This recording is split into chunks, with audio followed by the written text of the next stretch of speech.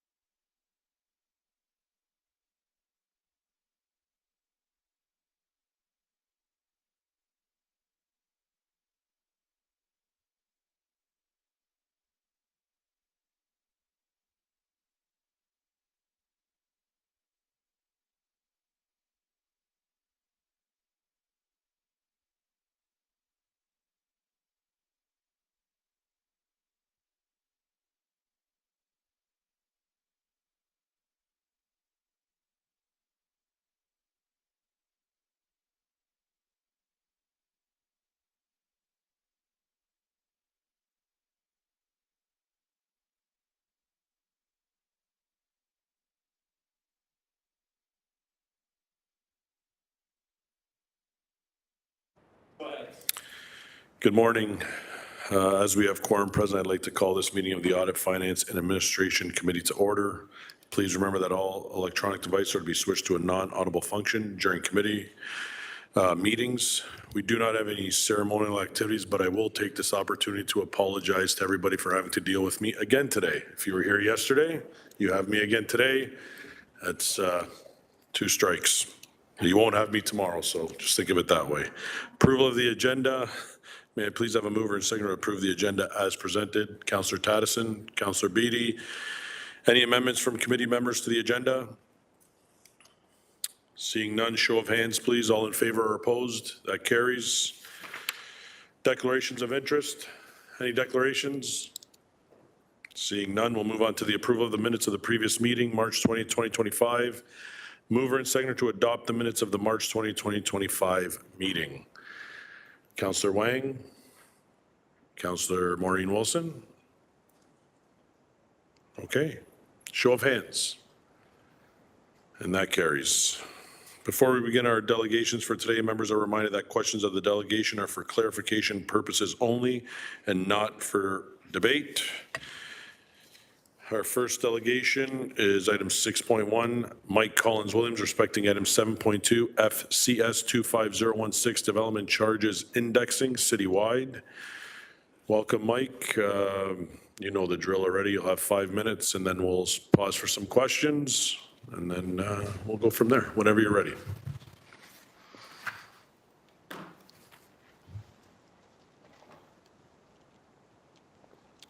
Good morning, members of the committee. My name is Mike Collins-Williams, and I'm the CEO of the West End Home Builders Association. I appreciate the opportunity to speak to you today regarding staff report FCS 25016 and the proposed indexing of development charges. I want to begin by stating plainly, this is the wrong time to increase development charges in Hamilton.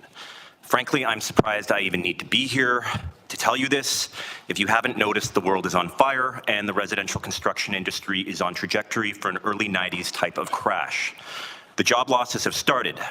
I don't just mean skilled trades, but planning, engineering, architectural firms have started laying people off, and there will be thousands of job losses in Hamilton in the construction sector this year.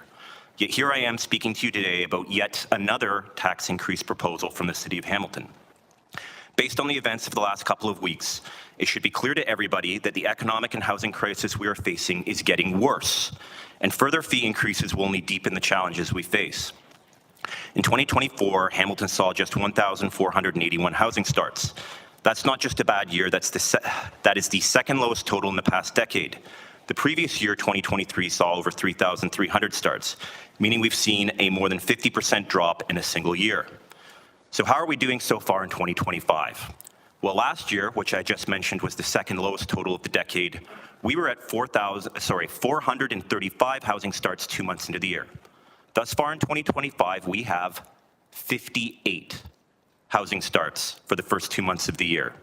The 58 housing starts in the City of Hamilton from January to February 2025 is the lowest total CMHC can even find in their digital records that break down stats by municipality.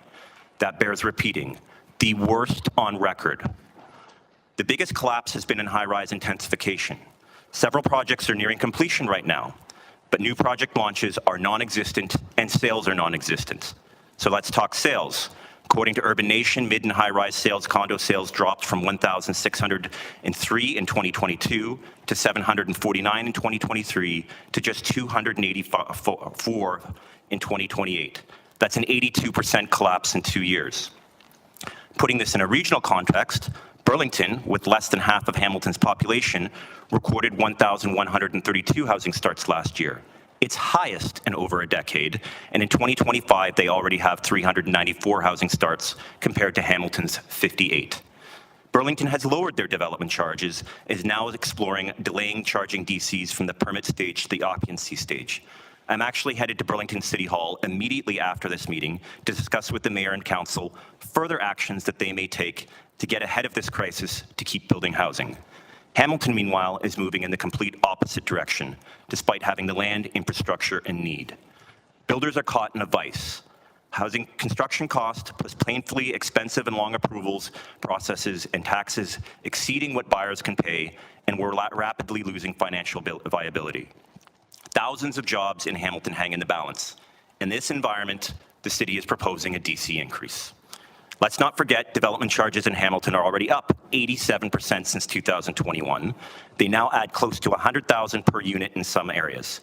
This is a level of cost loading that no other sector of the economy would be asked to endure without serious consequences. The industry a couple of years ago supported roughly 20,000 well-paying jobs in Hamilton, from skilled trades and engineers to suppliers, architects, and small business owners. When projects are canceled or delayed, these jobs are put at risk. That number is in rapid decline, and I can't emphasize enough, it is going to get a lot worse. This isn't just about builders, it's about future homeowners, about renters, about young families and new Canadians being priced out, not because of market forces alone, but because of mounting public charges that are no longer sustainable. The City of Hamilton has been treating the new housing industry and every new home purchaser or renter like an ATM, and we are in the mid of an epic collapse. The city ranks dead last in planning approval timelines across the country, has withdrawn critical tools like the downtown SEPA, brought in a new apartment tax, community benefits charges in 2022, and added layers of policy complexity, delays, and anything remotely controversial goes to the tribunal. It doesn't have to be this way. Other cities are on a different path. Vaughan, Mississauga, and Burlington have made real efforts to reduce development charges, recognizing housing supply is a critical and economic growth issue. And they are trying to save jobs in the face of a recession. Development industry wants to build in Hamilton, but the numbers don't work. The projects aren't happening. That's not a threat. That's already happening right now. Thank you for your time today. I would welcome any questions. Thank you for your delegation, Mike. I do have Councillor Maureen Wilson first up on the speakers list. Councillor, go ahead. Thank you, Chair. Good morning. Thank you for your delegation. There is a letter from you that provides some of the numbers you referenced in your remarks, but I was wondering through the chair if you would be so kind as sharing more of your text with us at some point. I would be happy to share afterwards my speaking notes. I've got some great graphs here, happy to share, of housing starts, the epic collapse, all the charts, the sales are going the wrong way. And again, I'd be happy to share with the committee some of the market statistics, be it housing starts afterwards. We use Zonda and Urban Nation. They track sales. Tarion also tracks enrollments. Enrollments occur before a building goes to sale, and the numbers are all very bad. Thank you. So you'll share that. Thank you. I guess the question I'm trying to understand is, of course, the comparison with Burlington. It's, I think, valuable for us just given its geographic proximity. You used a phrase, the costs are exceeding what buyers can pay. So I guess my two questions are, do we have a unit or a square meter breakdown of what the costs of construction in Burlington are compared to that in this city? I don't off the top of my head, but I'd be happy to go to a cost consultant. We work closely with Altus. Generally, construction costs are going to be virtually the same, building a high-rise in Burlington versus a high-rise in Hamilton. The labor costs, any of the material costs are going to be similar. The real differences lie in some of the site-specific costs. If a site's contaminated, and most of the lower city in Hamilton is, there are different costs associated with that, and then the tax structure can be a little bit different in terms of what the development charges are, permit fees, community benefits charges, et cetera. But the base cost in terms of construction would be virtually identical. Thank you. I think it would be valuable as part of my education to be able to understand those layering of costs. So you talked about base cost, you talked about site plan remediation costs. It just so that I would be able to understand all the various things that are comparable and maybe perhaps not. And so the one that probably may not be is just given our industrial heritage, that's not something that we can control, but if there is a policy lever somewhere else or some other thing that we can do to try and address that component, if it is significant, if it does add time, I think we should lean into all of those things to understand them better. So thank you for your willingness to share that. The other thing in terms of exceeding what buyers can pay, do you have any, I'm trying to drill down to whether, in your opinion, income has a role to play here, and how a municipality would account for that, which we can't really account for in a market that is overwhelmingly dominated by the private sector. So like years ago, I would say, well, how come they can build beautiful things in Burlington and they can't build beautiful things here? And I was told, well, the costs are significantly different to build beautiful things. But then I've just heard you say that, in fact, the costs in terms of labor, all the supplies that go into it are pretty much steady. So I'm trying to make sure that when we have a responsibility to respond to this crisis. It is a crisis. I've heard this many times lately. It's very disturbing. We're not going to solve this problem if we do not do what we can, in my opinion, with the private marketplace. But just also trying to isolate those things that we don't have any jurisdiction over. Could you just speak to income, please? Thank you. So there's a couple threads to pull on there. So we did some work with Dr. Mike Moffat about 2 years ago, a report called Who Will Swing the Hammer?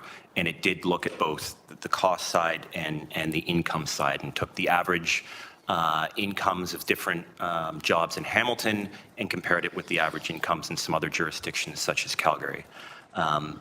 There are some jobs that are fairly similar across Ontario. There's some that are different. I think what we found, and which was concerning, is a lot of those average middle-class jobs, be it a bus driver, a firefighter, a teacher. A number of years ago, 30% of income going towards housing would result in a decent family-sized house. The cost of housing has escalated much more rapidly than incomes in Hamilton, other jurisdictions as well. And a lot of those middle-class jobs, you get a lot more home if you go to Brantford, Paris, St. Catharines, et cetera. So our concern, particularly as an industry, given a lot of our labor are those very middle-class jobs, carpenters, plumbers, et cetera, we run the risk of having a lot of the important labor supply that keeps our city running moving out. A family can get a lot more home, and it's a lot more affordable in Brantford. So a nurse living in Hamilton versus a nurse living in Brantford may choose Brantford and may commute for a while back to Hamilton. But, there's hospitals in Brantford as well. The comparison to Burlington is interesting as well. The prices there,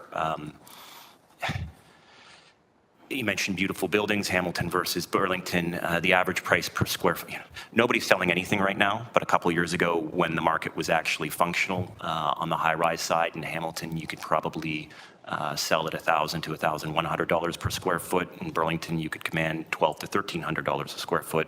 Downtown Toronto would be $1,400, $1,500, $1,600 a square foot. So some of the costs around labor, some of the costs around concrete are the same whether you're building by the Sky Dome or whether you're building across the road here, but in terms of the price that the market could command was very different, which is part of the reason why there is much more of a condo boom, or there was, in places like Toronto, Vaughan, and Mississauga. Hamilton lagged in terms of being a desirable market that consumers were willing to pay, which makes us more vulnerable to downturns like this because there's not as much of a delta to play with. So when things turn, our margins and our ability to move forward are tighter, and we're more susceptible to those small changes like we're experiencing now. Mm-hmm. No, thank you very much. And I guess my only comment is that the onus is also on us to ensure that when we have good developments within the urban boundary, to keep those nurses, police officers, firefighters, we accommodate. Thank you. Thank you, Councillor Wilson. Councillor Clark, please go ahead. Thank you. I have a few questions, so if I have to go on again, please let me know. And I'm getting used to seeing you at the dais. You're doing a great job, Chair, so thank you very much. I don't know if anybody else would agree with you, but I'll take your compliment. Thank you. I'm hearing some comments, but please ignore them, okay? Just a couple of questions, and I'm trying to understand, Chair, if you will, the microeconomy that is Hamilton now, and then the macroeconomy, which is the province. I have heard anecdotally of several large developers who were developing condominium projects in Ontario file for bankruptcy because they could not sell the units. Have you heard that? There are other builders that have sold out projects completely that have also gone bankrupt recently. Really? The costs escalation has been significant the last number of years, that projects may have sold out completely in 2020, 2021. They get under construction in 2022, 2023, and the cost to complete the project exceeds the revenue that came in. That we have not seen anything go under here in Hamilton yet, but there are a number of examples in Toronto where projects went into receivership despite being completely sold out. Interesting. Thank you for that. Sorry, I'll just add one point to that, that previously banks required around 70% of pre-sales. They're now requiring 80. They're requiring higher equity requirements. Residential construction, in particular high-rise condos, are perceived as so risky that the banks have changed the financing parameters the last couple of years because they're seeing projects go under. The second question, if I may, Chair, is with regards to purpose-built rental housing in Hamilton. We need it desperately, as you are aware. Can you speak to what's happening in that sector? We've seen incentives come down, both federally, provincially, for purpose-built rental housing. I don't know the stats in Hamilton. Is that happening? Is that also stagnant? What's happening in that area? Yeah, so that 58 housing starts for the first part of the year. That's both rental and ownership. There's not much of anything happening. Overall, if we look at broader shifts over the last decade versus just the last year or two, there certainly has been a shift to a greater amount of purpose-built rental. 5-10 years ago, there was virtually none. I think post-pandemic, there was a bit of a swing. A lot of our members are pulling out the pro formas, reworking numbers, sharpening pencils because sales are non-existent. It is a different business model. There are different equity requirements. You have to have, frankly, very deep pockets because the building does not turn over upon closing. You're looking at decade or multiple decade timelines for that kind of turnover, which is typically why you get sort of the pension funds, and I'll call it patient money, involved in purpose-built rental. But it is certainly something that some of our members are doing now, or there are some that have never done it before that are taking a very good hard look at it. It does require low interest loans. Anything that's going to get off the ground has to go through the CMHC MLI Select program. There's a significant and rather difficult underwriting process, but it needs all the help it can get from municipal governments. There have been some very positive, as you alluded to, changes the federal government made in how the GST is applied, and CMHC has some pretty good programs. They're just difficult to get through. That's disappointing also. There's, on the positive side, there is more activity and interest on that side, but the housing starts are the housing starts. But it is still a challenging pro forma. It's extremely challenging. That doesn't mean it's not happening. I think in the long term, as we hopefully get out of this crisis in the coming years. I think the split between purpose-built rental versus ownership will still be weighted on the ownership side, but I think in the 2020s and the 2030s, the split will be more favorable to more purpose-built rental versus perhaps the first 2 decades of the century. 2 questions left. Can you provide us an indication of how many jobs are directly involved in residential housing in Hamilton? So it's a bit of a lagging indicator, what I have, because we use a lot of Statistics Canada data, extrapolate with CMHC and some different models. A couple of years ago, when things were humming along, Hamilton had around 20,000. Our latest numbers, I think I've got the exact number in the letter, but it's around 14,000 and change. So there have been losses since we peaked a couple of years ago, and our concern is that we are headed for a cliff. And so when you're saying losses, we're talking, but you're talking specifically about layoffs that have occurred as a result of the downturn in the sector. Yes. Help me understand the rationale then on the indexing of the development charges, because that's really what this is about here today. Statistics Canada puts out a construction index on an annual basis. The Development Charges Act permits municipalities to increase development charges up to that Statistics Canada construction price index. The concept behind it is that you do your development charges in a background study every 5 years, and keeping up with inflation, there's an opportunity, should you choose to do so, to follow that construction price index. Our recommendation today is based on what's going on in the marketplace, that it's probably not a great time to bump them up 4.2%. I'm sure that your finance staff may have some concerns about potential changes in revenue. I would offer that your revenue is, excuse my language, kind of screwed when we only have 58 housing starts. You are not, the revenue on development charges occurs at the permit stage. If people aren't pulling permits, you're not getting development charges. I would also note that you have around $540 million in DC reserves.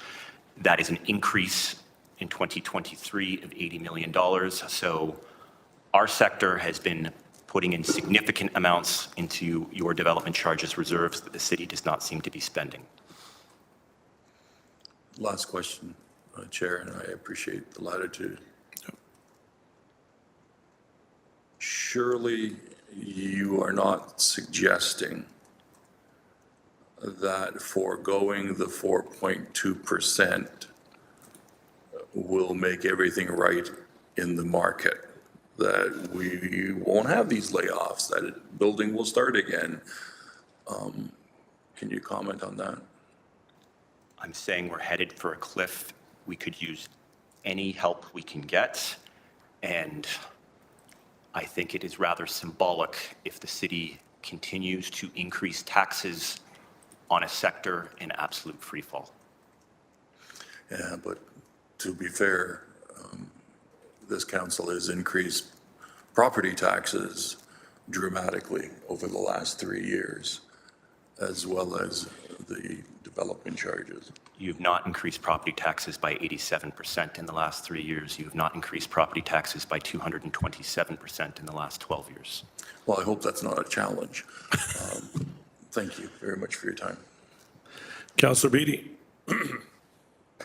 Thank you, Chair, and through you. Recognizing that I think that there's the task at hand, which is the report, and then there's some overarching themes, and this may be a bit of a convergence of the two. I don't have the background in the development area, the planning area. I grow flowers for a living, so I have to break things down into very simplistic,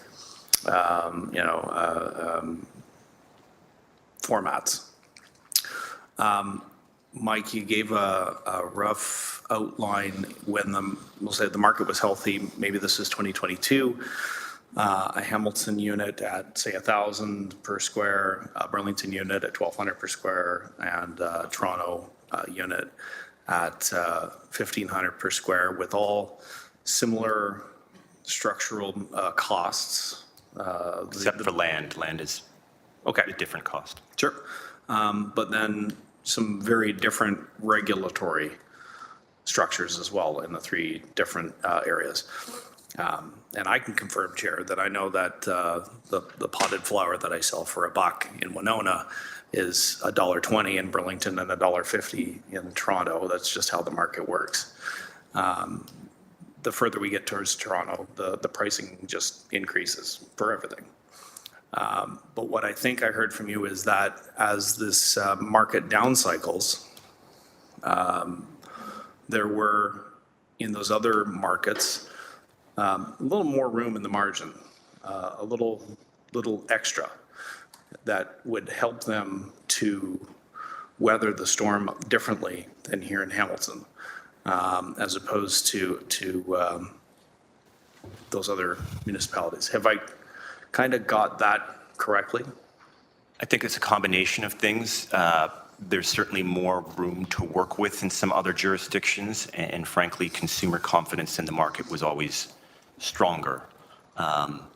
There are other factors impacting Hamilton, in particular the current state of downtown, that are going to make it much more difficult when this thing finally turns for the market to come back.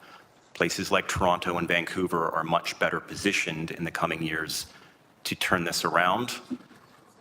Hamilton has some very real challenges, and continuing to receive hundreds of millions of dollars in investment from private capital to continue to build housing, build commercial spaces, et cetera, I think is frankly at risk in Hamilton. The other thing, through the chair, I just wanted to kind of confirm in your presentation, Mike, was that in response to the changes in the market currently that are being experienced, a number of other municipalities, you cited Vaughan, Burlington, and maybe a couple of others, have taken some swift action to reduce regulatory costs or burdens, shorten timelines. I think that I heard that. And meanwhile here, we seem to be moving in a different direction. I just want to make sure that I have that teased out correctly. In Mississauga, the mayor convened a task force very recently with a number, and she chaired the task force with a number of industry leaders. They have reduced development charges by 50%.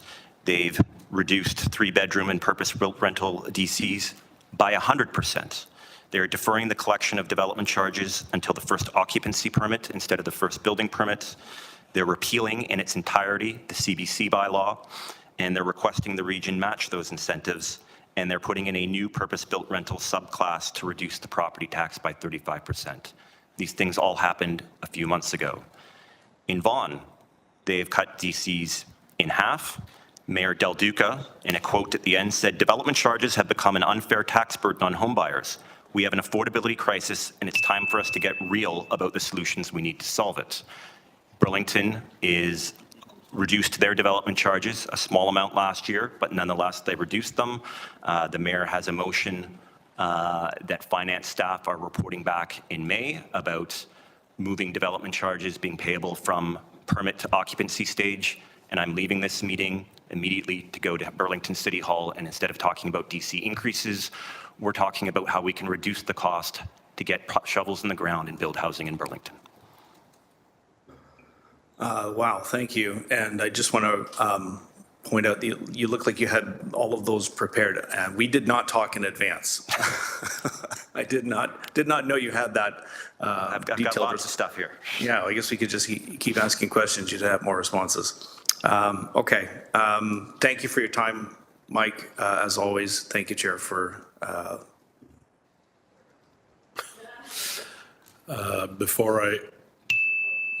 Councillor Clark, go ahead. Forgive me, Chair, I might have misstated that it was the final question. A couple more questions. So a couple years ago, I started raising concerns that developers in Ward 9, just put the context in place, Chair, if I may, Ward 9 has been one of the wards that has had the explosive growth. And I'm not complaining about it. We were handling it. We were doing all the things that we have to do to enable and make sure that these are planned communities.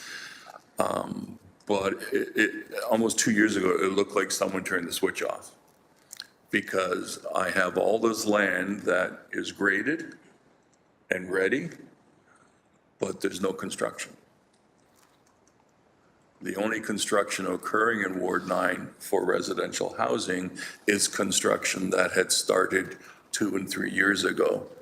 And those are being completed, specifically some of the multi-residential apartment buildings. But even properties that have been approved for development and are ready to go, there's no shovels in the ground.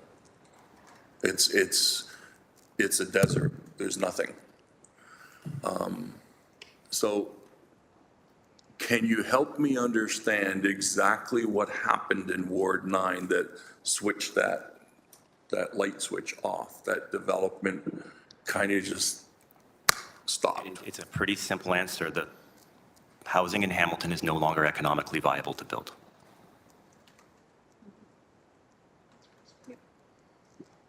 Okay, thank you. As always, I sincerely appreciate your candor. We've had many discussions over the years. We don't always agree, but I always appreciate your candor and always appreciate your willingness to enlighten me.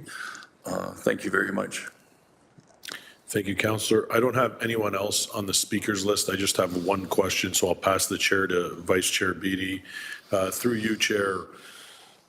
Mike, you mentioned some work that I think you said the mayor of Mississauga did. Do you have a timeline on when that, like the start and finish, all those things you mentioned that they did with the task force, how long did that municipality take to make all those changes? Through you, Chair. You'll have to forgive me, I might not have the timelines exact. The task force wrapped up and delivered their report in February. I believe it kicked off in October or November. It was a pretty rapid timeline. The city of Vaughan did not have a task force. This was Mayor Del Duca. Basically, he took a look at the DC income coming in, and it was collapsing over the course of a couple of years, and staff kept saying that they had to keep the DCs at the level they were to keep the income coming in, and the income wasn't coming in. So he went with a different method of maybe if we cut them in half, we'll start getting some income again. In Burlington, they have struck a pipeline to permit committee rather than being a tight window. It started last January and meets monthly, and that's where I'm going after this. And it's a cross-section of the mayor chairs it. There are 3 councillors on it and a few of us from the development sector. Councillor? Thank you, Chair. I'll take the chair back. Mike, thank you for coming today. We always appreciate the information you provide, and safe drive to Burlington. Thank you. Mover and second to receive the delegation. Councillor Wang, Councillor Beatty. Show of hands, please. And that carries. Thank you. Just before we get on to items for information, I apologize. I was trying to speed things up and I didn't introduce who was here today. So online, Councillor Alex Wilson, Councillor Kassar, Councillor Kretsch, Councillor Maureen Wilson, Councillor Clark, Councillor Beatty, Councillor Taddison, Councillor Wang, and myself. And welcome to staff this morning. A little bit past the welcome point, but we'll do it anyway. I need a mover and seconder to put items for information on the floor. 7.1 HUR 25003 Annual Employee Absence Report 2024. Councillor Beatty, can you put that on the floor? Yes, happy to move that. Perfect. Councillor Wang? Awesome. Any questions for staff on this report? Councillor Wang, please go ahead. Why are the musculoskeletal injuries so high? Through you, Chair. Oh, boy. Someone put their hand up that wants to answer that? So through the chair, Go ahead. Laura Fontana, Executive Director of Human Resources.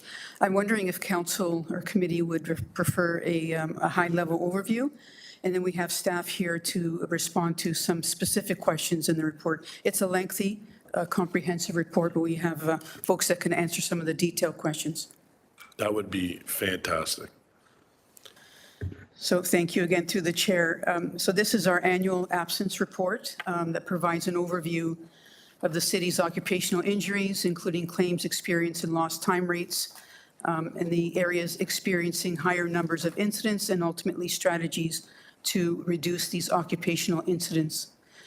The report provides an overview of non-occupational illnesses and injury data, including an analysis of short-term disability or STD, long-term disability, LTD absences, and work accommodation activity. And the analysis here, as it's an annual report, but it's from January to December of 2024 with comparisons in the previous 5 years, from 2020 to 2024. So just a high-level overview of the data. With respect to occupational injuries in 2024, the city experienced a decrease of 9.1% in new lost time injuries from 2023. Lost time injury rate decreased by 2.7%. And we have definitions in the report, and happy to speak to those definitions if committee desires. Days lost from new lost time claims decreased 3.9%. Lost time injury severity rate for all claims, which includes new and prior claims, increased by 8.5% from 2023. And our total WSIB cost increased from 12.5 million in 2023 to approximately 14.7 million in 2024. With respect to short-term or STD in 2024, we experienced an average with respect to STD claims, an average days lost per eligible employee was 14.8 days. And this is an increase of 2.1 when compared to 2023. So we went from 14.5 to 14.8 days. The total direct cost of STD absences in 2024 was approximately 18.4 million, which is a 10% increase from the 16.75 in 2023. And these increase in costs are attributed to the increase in the average lost days, as well as the increase in employee wages during that time period. With respect to long-term disability or LTD, there were 80 new claims that were received in 2024 by Manulife, our carrier, representing an increase in 5 claims, or approximately 6.7%, again, when compared to 2023. And the LTD claim rate for 2024 is trending above 2023, but less claims than the highest number reporting in 2020, which was 98 claims. In terms of our workplace accommodation activity, Human Resources assisted 630 employees in successfully returning to full-time hours and regular work duties through the accommodation process.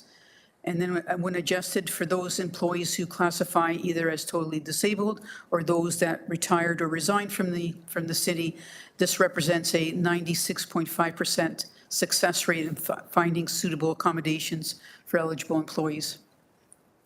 And HR worked very closely with departments and divisions to develop and implement and maintain absence and injury prevention initiatives. And there's many highlights in the report. I won't speak to them in detail, but we also continued with our work on the workplace mental health and well-being strategy. And then finally, through our provider, Homewood Health, the city's Employee Family and Assistance Program, EFAP provider, the utilization rate increased from 12% to almost 14%, and the municipal sector average increased from 11.5% to 11.67 in 2024. And again, the report references a number of reasons why our employees are accessing and their family members are accessing EFAP, and along with other supports that are available to them, including mental health and well-being supports. Number of staff here from HR and the operations, happy to have or take any questions from committee. Thank you, Executive Director Fontana. Councillor Wang, back to you. So why are musculoskeletal injuries so high, both in this short-term disability and long-term disability categories?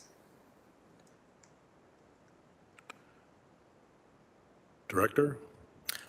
Yakov Stechenkov, Director of Employee Health and Labor Relations, through the chair to the councillor. I think concerning the breadth and scope of the work that as you see in the report, average 9,000 employees, the work that they do, right, very physical work. You're talking about body mechanics, you're talking about repetitive work. It's very taxing, and that's if you talk about sort of the work that our staff do with members of the public, sometimes with patients, a lot of that is very taxing, where you see that musculoskeletal injury sort of percentage quite high. Councillor? I was struck because I thought that I can understand the taxing on the body, especially because you do see the numbers that are higher in healthy and safe and as well as public works. However, it was interesting to see that it was up all across the board. And it also seems on one area, it seems that was the highest out of all of them, including cancer, including like mental health. So it was just very surprising to see, especially because we have ergonomic specialists that are on staff. We have these return to work specialists. So I'm still confused about why the musculoskeletal is still so high. I will just make that as a comment, Chair. It was just surprising to see those numbers. Thank you. Thank you, Councillor Wang. Councillor Clark. Thank you, Chair Spatafor, and thank you for this comprehensive report, which really does give us a good indication of what is transpiring. Can I ask a couple of questions that would be more ancillary to this report, but based on my time with the Ministry of Labor, there are correlations possible. So is there a direct correlation with the injuries to the mental health and well-being of our employees? Is there a correlation there? Who would like to take that?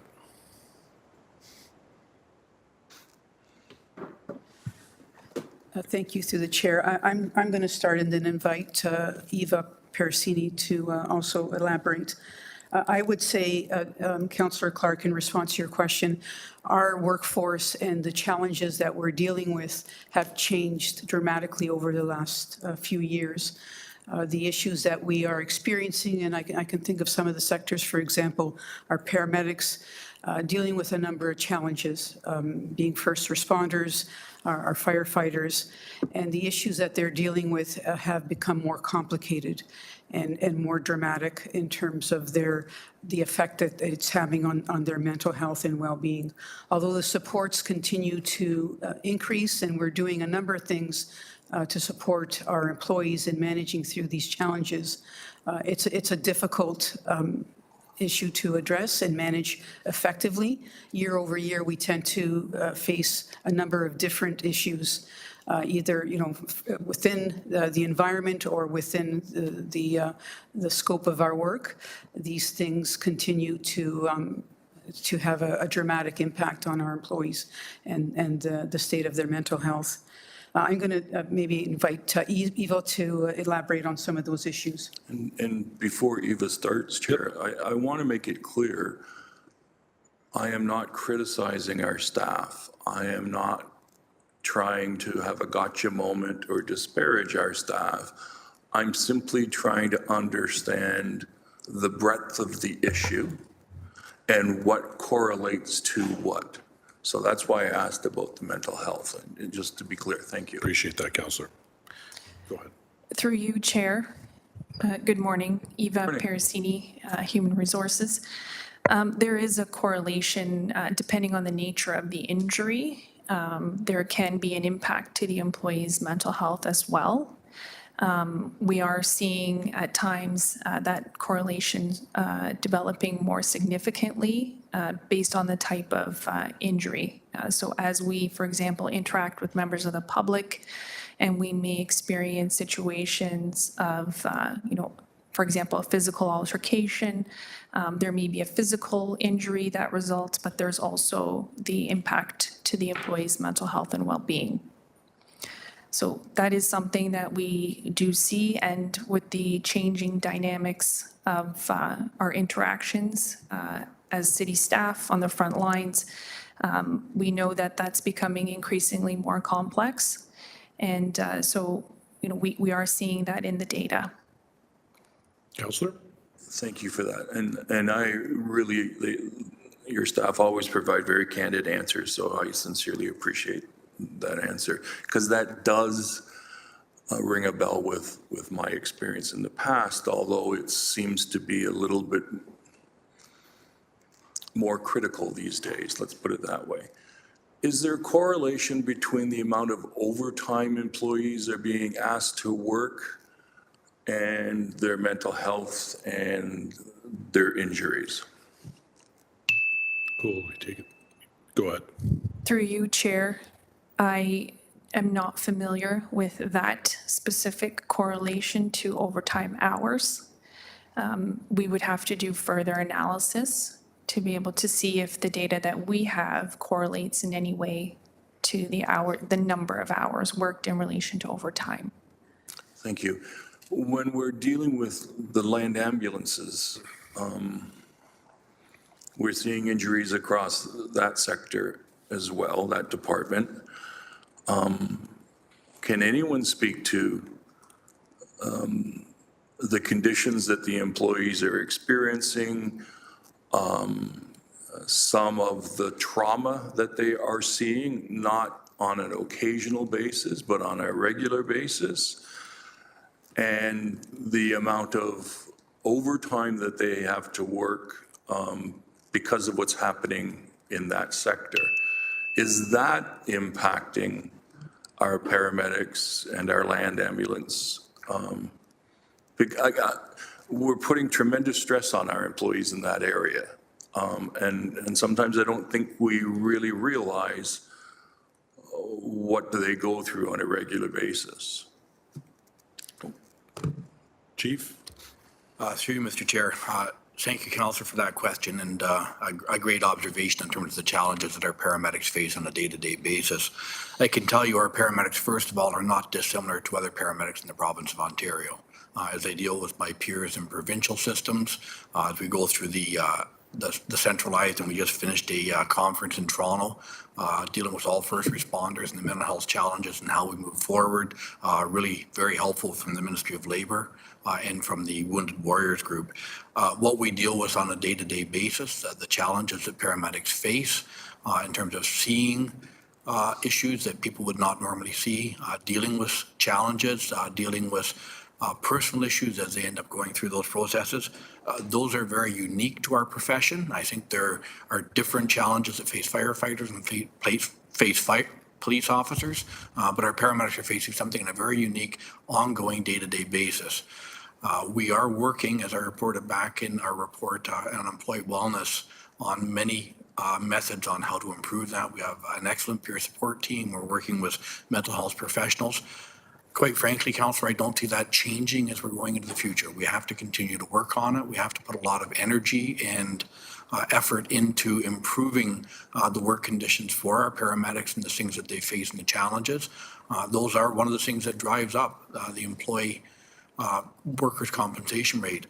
I can tell you in response to your one question, I was amazed when I looked at the 2022 financial reports related to WSIB to see that in 2016, WSIB mental health claims accounted for 35% of all WSIB costs for paramedics. In 2022, it was 78%. That's Wow. a large amount of increase. Part of that may be due to the presumptive legislation. Part of it may be just because people are not afraid to speak up and say that they are having mental health challenges and that they're wanting to resolve those as they go forward.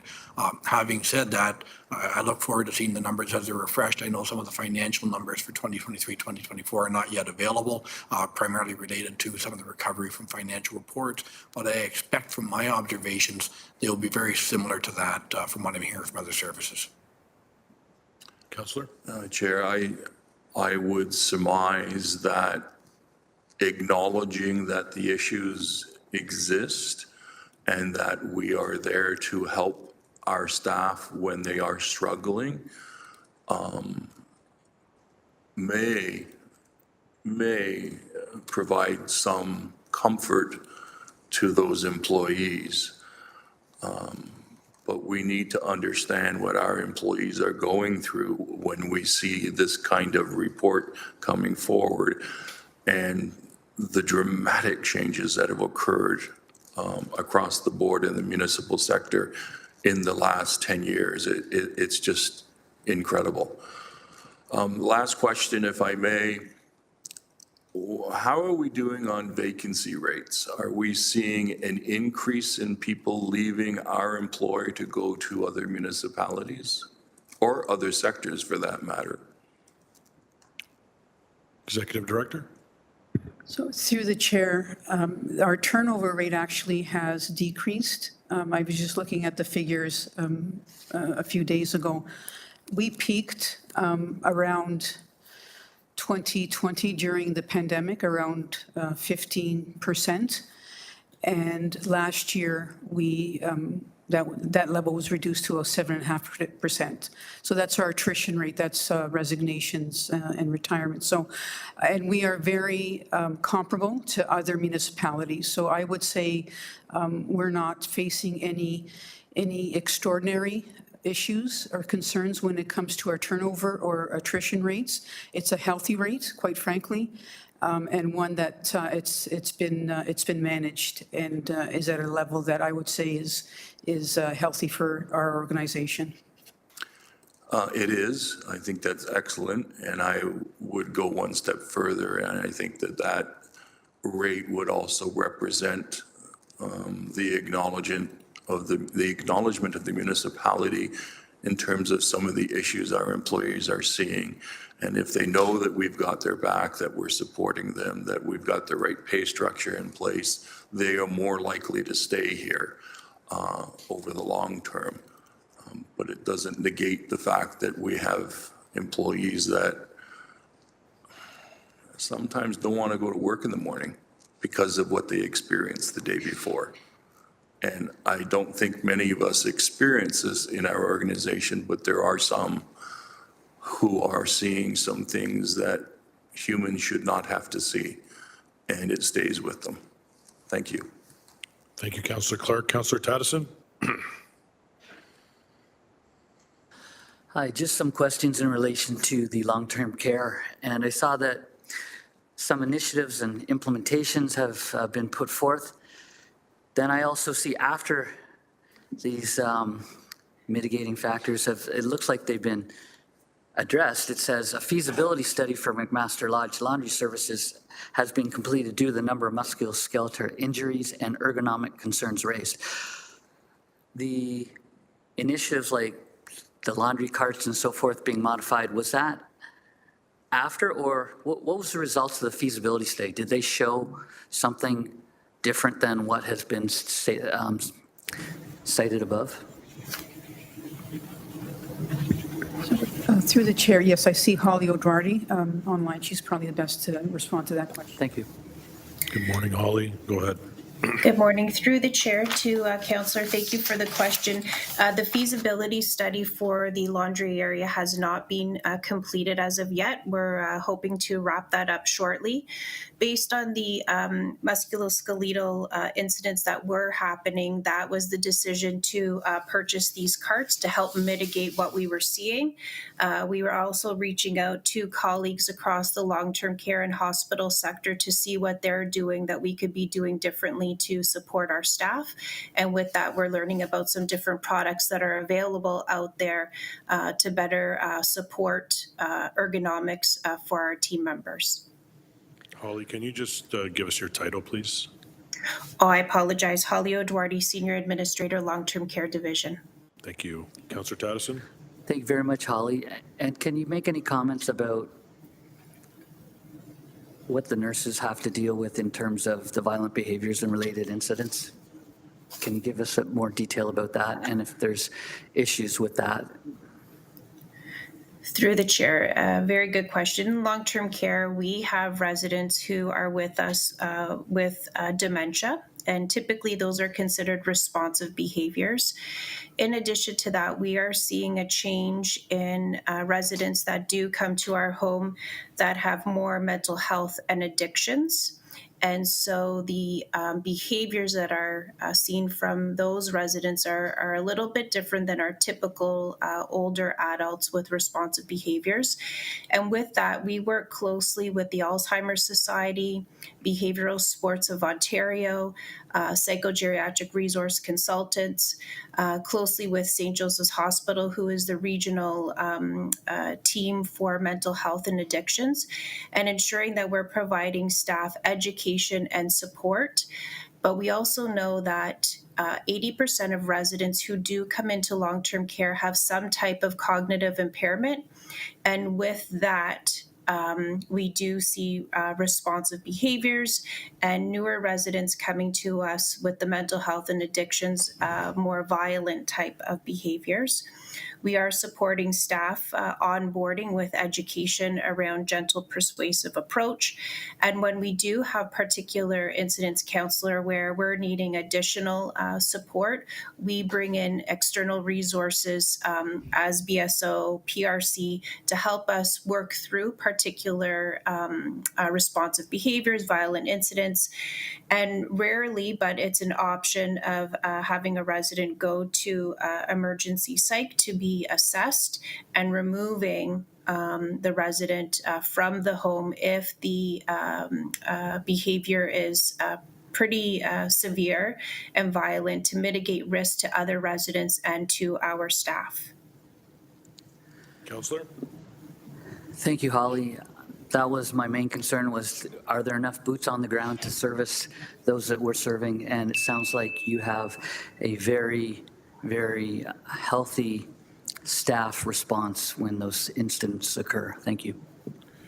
Thank you, Councillor. I don't have anyone else on my speakers list. Okay. Clerk, I believe we have a mover and a seconder already. Okay, so we can go to the vote. Electronic or show of hands? I don't have it on here.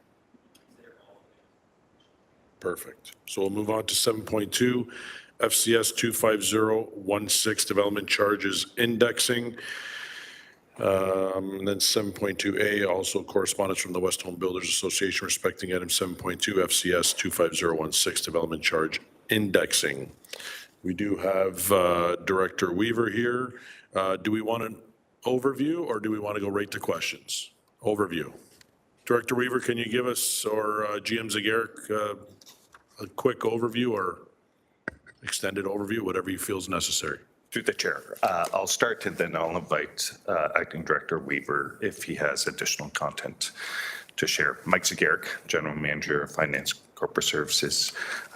Through the chair, I do want to acknowledge today's delegation and share in some of the concerns we heard today from today's delegation. I do want to just inform committee that staff have been very mindful and have been examining opportunities as it relates to the housing crisis, but broader issues than the housing crisis, including the trade and tariff issues that we are dealing with, partly in response to the mayor's directive as it relates to trade and tariffs. More so maybe for the community's benefit and not for council's awareness. One of the challenges municipalities have is that we have very few levers to pull or push on. And for the most part, municipalities are limited to taxes, fees, and charges related to property. And as we push on one lever, there's an impact on another lever. And so we heard today a bit about the challenges of affordability for one sector. And I don't want to discount the challenges that sector is going through, but something that staff are mindful of as we push on one lever, if we push too firmly on that lever, there will be an impact elsewhere, such as on the affordability for existing taxpayers and ratepayers as it relates to DC exemptions. I do want to speak to our current policies and how we are supporting the residential sector as well as the non-residential sector as it relates to development charge exemptions. Our current policy provides the opportunity with respect to site plan those developments that require site plan applications and zoning applications. Those DCs are locked in for 2 years or 18 months. And so any development that requires a site plan application or zoning application, they benefit from locked-in DCs, earlier DCs, including the previous bylaw. With respect to forms of development such as around affordable housing, with respect to not-for-profit affordable housing, there's 100% exemption. As it relates to purpose-built housing, rental housing, there's a sliding scale with respect to rental housing, I believe 25% for 3-bedroom, 20% for 2-bedroom, and so forth. With respect to attainable housing, there are discounts for attainable housing as well. The other policy City Council has supported for a number of bylaws, DC bylaws, is transition policies, meaning while DCs are normally applicable at building permit issuance, if there's a building permit application, those DCs are locked in at the building permit, at the rate at the time of the building permit application, subject to a building permit being issued, I believe, 6 months after that time. So I just want to share those existing policies that we have in place to support affordable housing and the residential development.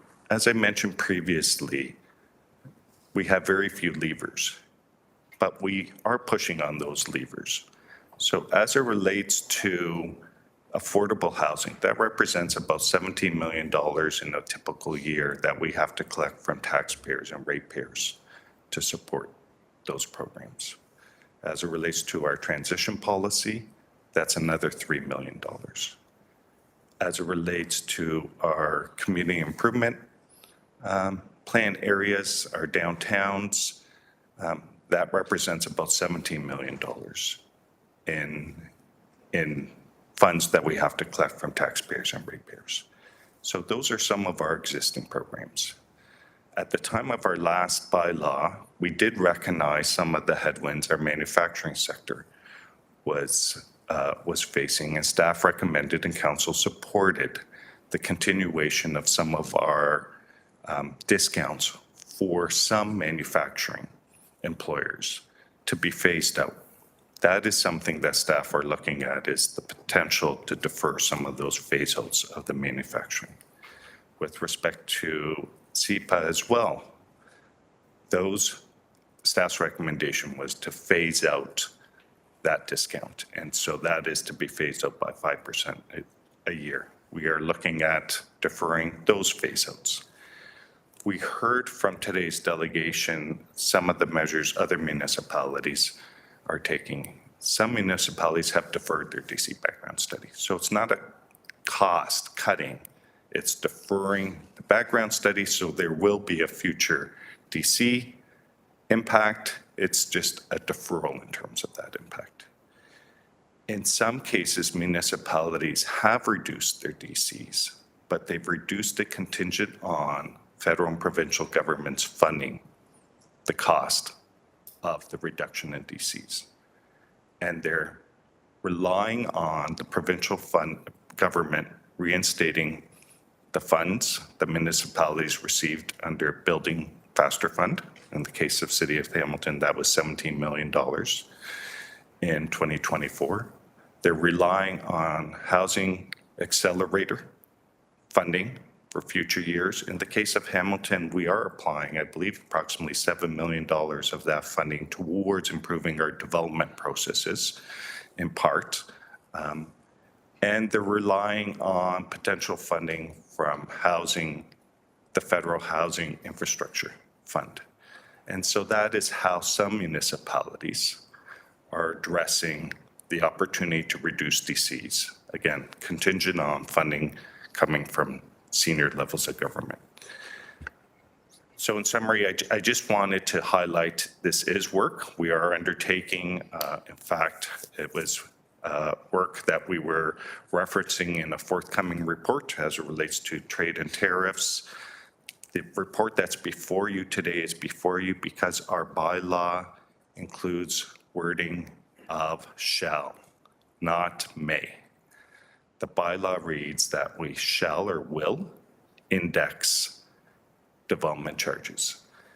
And if committee, it's the will of committee for staff to report back on amending the bylaw and the process to amend the bylaw. If that's the will of committee, we will do that. My ask of committee is that we work with committee members to fashion that language such that we do this once. Preferably not to open the bylaw multiple times because it is a very legislative process. There's a 60-day consultation process, and we want to limit the risk and expedite the process of it.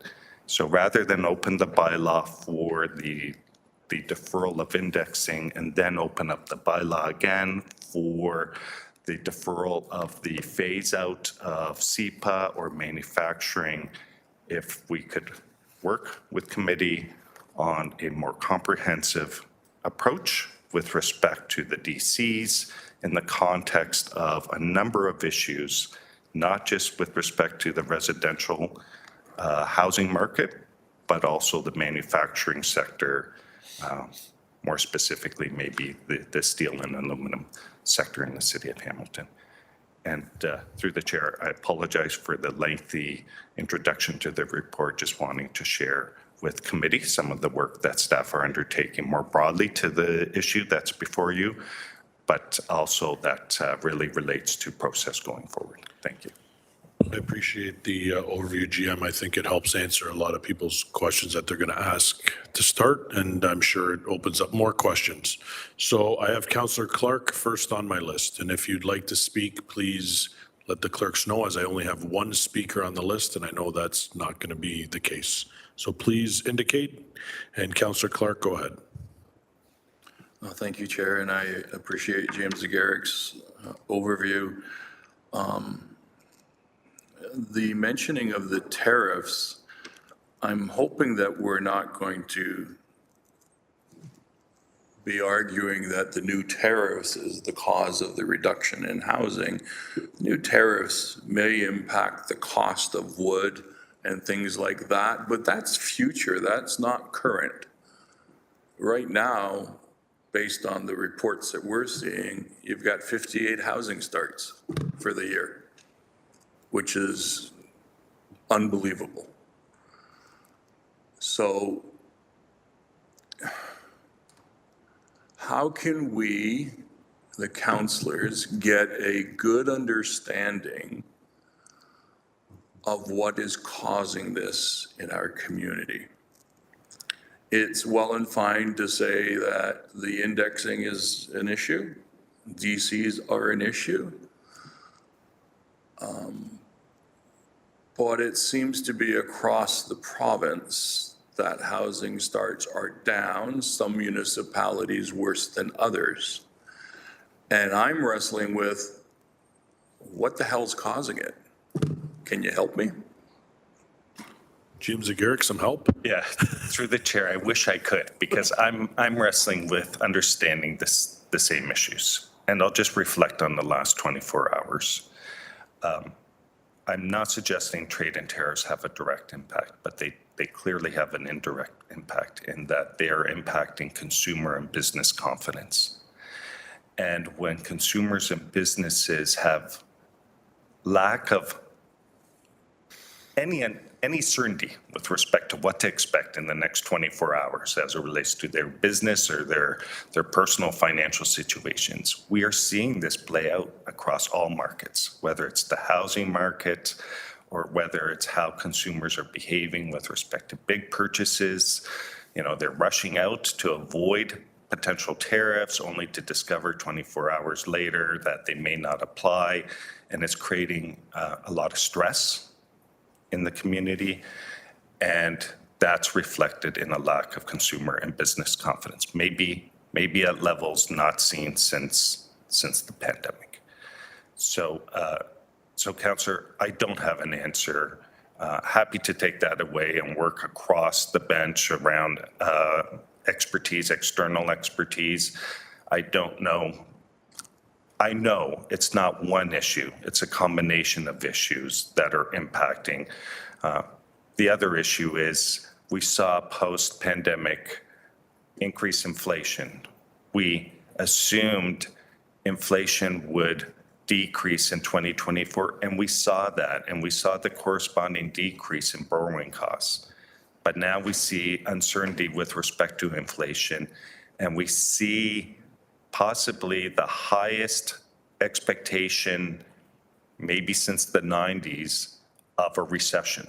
And this is the expectation of citizens, consumers, and businesses. And that too is having an impact. So again, through the chair, happy to take that back and work across senior leadership team to try to provide a better perspective in terms of what is transpiring. But I'm fairly confident that it's a number of things, and similar to you, Councillor Clark, each and every day, I think I'm starting to understand some matters, only to discover things are changing each and every day. Thank you. Councillor? I'm going to be a little bit candid here. I know it's so unusual. Caught me off guard. We talk about the last 24, 48 hours. The public has now heard from Prime Minister Carney that municipal development charges he has to tackle to build more housing. Not even sure if he understands the law, because I don't think the feds have any role in setting development charges, but he has pointed the finger at municipalities for the drop in housing and the increase in pricing. The Premier has constantly pointed to municipalities. It's never the Premier's fault. It's always municipalities and those development charges that are costing homeowners so much money that they're not buying the houses. And then yesterday we hear that 80% of the public in Hamilton do not trust the city. We're in a real box here because everyone's pointing at us, and I have no way of explaining to the public succinctly and simply what the hell's going on. All I know is that they're angry. They're angry that their kids can't afford to buy a house. They're angry that their kids can't afford to rent an apartment. They're angry, although they may not say it publicly, but they're angry that all their kids are still living at home. And they need to blame someone. And when you have the Prime Minister pointing at municipalities, the Premier pointing at municipalities, and the Municipal Council pointing at the Premier and the Prime Minister, no one wins in that scenario. So I'm struggling to really understand what the city can do to dramatically lower the cost of housing and what we can do quickly. Because I can tell you, Chair, in my ward alone, I have heard from several construction employees that have told me that they have been laid off and they have no money coming in. And housing has stopped in Ward 9, and now it looks like across the city. What do we do? Jim Zagarek, we're expecting all the answers right now. Through the chair, I feel like committee has far more confidence in myself than I do. I'm going to leverage one of the words Councillor Clark made reference to, which is to dramatically impact DCs. And I've shared this with federal staff at the federal level. In order for municipalities to drastically or dramatically reduce DCs, it's going to require real partnership from senior levels of government, funding partnership. And what I really mean is sort of the mechanics of DCs. DCs relates to the cost to facilitate future growth, whether it's rec centers, whether it's wastewater treatment plants, water treatment plants. Those are funds. We heard today the reference to reserves. Yes, we have development charge reserves because you need a runway of collecting development-related charges to fund a $500 million wastewater treatment plant upgrade. And that's why municipalities have DC reserves. And I'll just simply say there's legislation with respect to applying those reserves in the city of Hamilton has met those legislative requirements in terms of actually leveraging and spending those reserves for growth-related projects. Coming back to the question is, if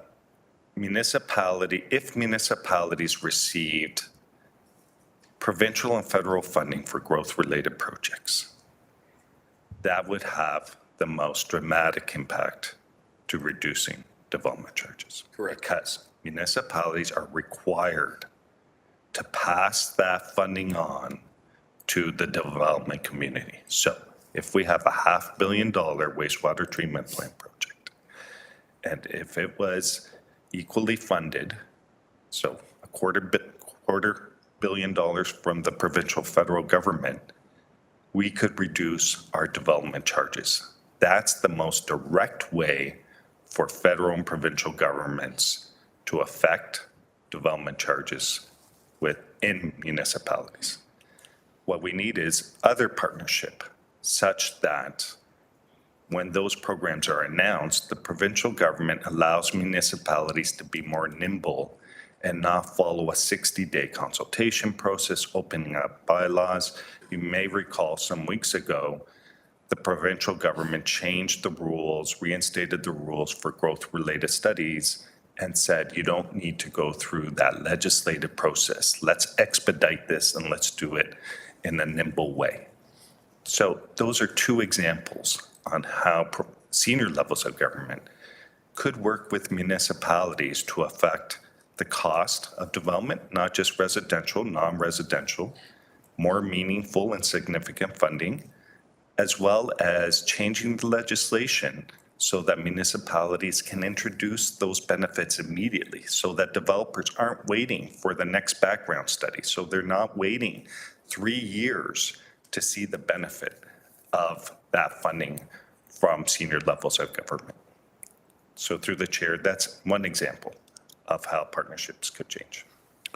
Councillor Clark, Thank you. Can you put me on a Yes. second time? I may not need it because my colleagues have questions too, but I know we have to dig into this. Thank you. Thank you, Councillor. Councillor Wang, please. Chair, I truly appreciate J.M. Zagarik's very fulsome answers. I think I'm still stuck on the mechanics of some of the ideas that other municipalities have put forward. So I'd really like to just understand the fundamentals of those. So when we hear about Mississauga, and I know I've asked you this in person, so I was hoping that I can just ask this again in public, which is, how does Mississauga cut their DCs in half? And you said earlier that it was because they're relying on other orders of government to essentially from the HAF, like the Housing Accelerator Fund. They're also their expectation is the Building Faster Fund. But how can they definitively say that they are going to, that is definitively going to come in when we know that that's not always the case because it's now predicated on actual housing permits and housing starts and all of that stuff. It's predicated on a lot of other stuff. So how can they guarantee that in order for them to make the claim of we're going to cut DCs in half? The fundamentals, I just don't understand. GM? Through the chair, I don't know that they have guaranteed that that funding will be in place. And I only raise it because I'm interpreting that as a risk in terms of the financing strategy. If we were to consider that, is we as staff, I expect, would identify the potential risks and the potential to have those costs then borne by taxpayers and ratepayers if those funding streams don't come to fruition. So recognizing, as Councillor Wang identified, those two funding streams, the Building Faster Fund and Housing Accelerator Fund, are tied to housing targets that I believe only one jurisdiction in the nation is meeting. And to assume, realizing that funding would represent a risk. And to the councillor, I don't know that there is a guarantee associated with those funding streams. And if we were to consider that, we would want to identify the risk and the potential impact back to taxpayers and ratepayers if those assumptions aren't realized. So as follow-on then through you, Chair, if the risk is so high, and does that mean that they'll be pulling on their own existing reserves? Because that's something we've already been using as well as our strategy. James Garrick. Through the chair, maybe reserves in the short term, but the legislation says you must fund exemptions. This would be, I would consider this an exemption. You must fund exemptions from ratepayers and taxpayers. So funding from reserves, you wouldn't be funding from DC reserves. You would be funding from either rate reserves or tax stabilization reserves. But that would not be a sustainable practice. The other point it's important to recognize is that particular jurisdiction introduced that reduction only for a period of time ending November 2026. So it was not for an extended period of time. I believe it was for, again, to expire or sunset in November 2026. Okay. My next question then through you, Chair, is as we heard, Burlington is deferring their DC collection from site plan or building permit level to after occupancy. When I heard that, I was like, oh, that actually kind of makes a little more sense, because then you would have, if you had occupancy, you would then be able to pull in the existing dollars from those that are already occupying. So what are the knock-on effects if we were to change the time to which we actually receive DCs to after occupancy? What are those knock-on effects there? James Garrick. Through the chair, similar to those I made reference, we have two legislative requirements as it relates to collecting DCs where there's a deferral, effectively for those developments that require site plan applications and zoning applications. The impact is more of a cash flow. It's not where you are foregoing that revenue. It's the foregone opportunity is an interest income that you would be generating from those funds, receiving those funds earlier. I'll highlight it's something we are looking at. We are participating, Acting Director Weaver's participating at a broader table of municipalities who are just examining DCs and how we can use DCs in light of the various issues around us, and that is one that we are considering. As follow-up then through you, Chair, when would we see some sort of information back on this? Because Burlington's already doing that. I heard Brampton or Vaughan was already kind of doing that too. So other municipalities have clearly taken the bull by its horns and done this first. So is there an opportunity for us to really, because as a small business owner, cash flow is important. So I understand that perspective of for developers but then also for us as well. So when can we hear back on this? James Garrick. Through the chair, I haven't had the opportunity to sit down with Acting Director Weaver and his team to discuss timing. I will say sooner is a necessity in that the bylaw is up for renewal June 1st. And so any changes that occur after June 1st, there's going to be a period of time between June 1st and when those changes occur that we will still be applying the existing bylaw. So sometime around that June date may cause the least amount of disruption and may make for easier communication.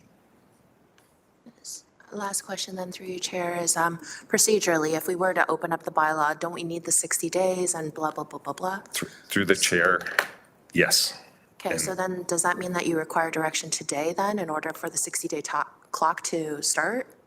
So through the chair, my preference would be if we could work towards council next week and give some thought rather than to do it on the fly today. Sounds good. Thank you, Chair. Thank you. And just, I have Councillor Maureen Wilson, Councillor Taddison, and then Councillor Clark for a second time. And just a heads up for committee members, I have sent something to GM Zagaric to try to work on a motion for council. Just if someone wants to do it instead of me or wants to be a part of that, please let me know. But just asking, I think, the GM and director to be part of designing that, because they would be the best ones to, I think, design the motion for us, if that's the committee or council's will when we get there. So, Councillor Maureen Wilson. Thank you, Chair. I really appreciate the comments and the discussion, because my first question was going to seek clarification from GM Zagaric of the action that's embedded with shall and can, and what that means for, we index because that's what we must do, but upon reflection, we need time to consider perhaps that's not what we should do at this time. So my understanding of the action is that there will be language coming forward so that we can have this discussion at council. Do I have that tied up? GM Zagaric. Through the chair, yes, and I would add process. If the added time really gives us an opportunity to confirm the process and the authorities in order to expedite this work. The 60 days starts with a background study. We may need some authority to single source with our traditional consultant to do the work, to expedite that work such that we get to the 60 days in the soonest manner as possible, and in order to put any changes into effect as soon as possible. And so the next 6 days would give us an opportunity to better understand what authorities we may need to expedite this work and cause the least amount of disruption. Councillor Wilson. Thank you. I guess my second question is appreciating all that you have said about risk and the context and the necessity of senior orders of government. I am interested, though, in having some feedback from you on perhaps almost a philosophy that informs our approach to not-for-profit versus private. It seems to me that for the 5% of our housing activity, we've approached it somewhat differently, and that is we're going to assume some of the risk and some of the financial burden, for lack of a better word, and we're going to lead to show the senior orders of government that we have skin in the game, to show that we're serious, we're putting this as a priority. But on the private sector, the remaining 90%, I'm not saying you're saying this, but I'm saying we seem to be talking more about we're going to wait. And we're not willing to, forgive me for saying this, we're not willing to lead. We're not willing to calibrate, calculate, and put forward strategies, and then say to our senior orders, our partners, we're serious here about the 90% of our housing stock. We recognize it will be decimating for our community. We realize it will make the remaining 5% even more precarious. We realize that we have to recalibrate. We realize that this will mean a significant rethinking about where we're going to put our capital. We must do that as a community if we're serious about housing. We're prepared to do all this because the risks are so high, and here's our strategy. And we could do that in partnership with perhaps some municipalities, Chair, that have maybe a little bit more significant political muscle than we do, and government members than we do. And I'm talking about Vaughan, and I'm talking about Burlington, and I'm talking about those municipalities that elect Conservative members, frankly. So I guess that is kind of my question, in that, does this body have to have that conversation about, are we prepared to lead? Are we prepared to acknowledge risks? And are we prepared to say, here's the plan, and belly up to the bar, feds and province, and so all municipalities can collectively, in union, put this straight on the table through the chair. Jim Zager? Yeah.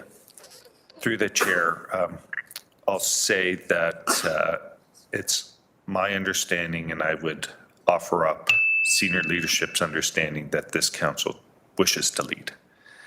And I will say that based on the conversations that Acting Director Weaver has had, very few municipalities are moving on the DC issue. Some have, but very few have.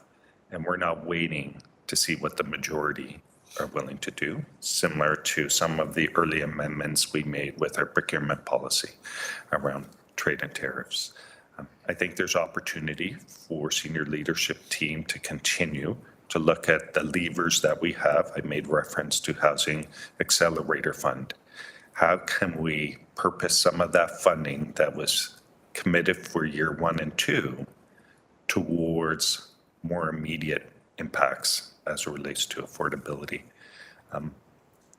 I will say that if a municipality, and I'm trying to be transparent, if a municipality reduces DCs entirely and there's no development activity, there's no foregone revenue to the municipality because they only apply as it relates to development. And so we want to do measures that are meaningful, that are going to result in outcomes rather than optics. And so we are looking at how to best support various sectors in a way that is going to generate outcomes rather than the optics of being helpful. Coming back to direct funding from senior levels of government, if I recall 2008 and 2009, there was a commitment as it relates to the recession to do stimulus funding. And that was positive for municipalities, but the process was so prolonged that it took 2 years to get that, and we were competing for vendors, and we were late in the delivery of projects. Stimulus funding is critical, but we need a process that expedites that funding. So whether it's doubling of Canada Community Benefit funding, doing something more immediate, allowing municipalities to get those funds out the door, projects initiated, those are our existing relationships that we have that we could leverage that would expedite the transactions and expedite the job creation and expedite the stimulus and potentially benefit consumer confidence. But again, funding is one critical factor, but process is going to be another critical factor. Is how do we work together with senior levels of government to expedite the process? Councillor Wilson? Thank you so much. I love that phrase, outcomes versus optics, GM Zagarek. I think my interest is trying to have an alignment of the stars in taking advantage, if you will, of a very uncertain time as a consequence of tariffs and trade language, but also as a consequence of other economic factors. And if we can calibrate such that we can intentionally and strategically put forward a plan based on outcomes in partnership with senior orders of government, that will perhaps tick off all the boxes of good paying jobs, local materials and supplies, enriching assessment within already serviced areas, enabling us to weather uncertainty while also providing long-term value. I think, I know my colleagues are extremely serious about this, as is staff, and I think that is wherein my interest lies, not to exacerbate risk, but to prepare for opportunity. Thank you. Thank you, Councillor Wilson. Councillor Tattison?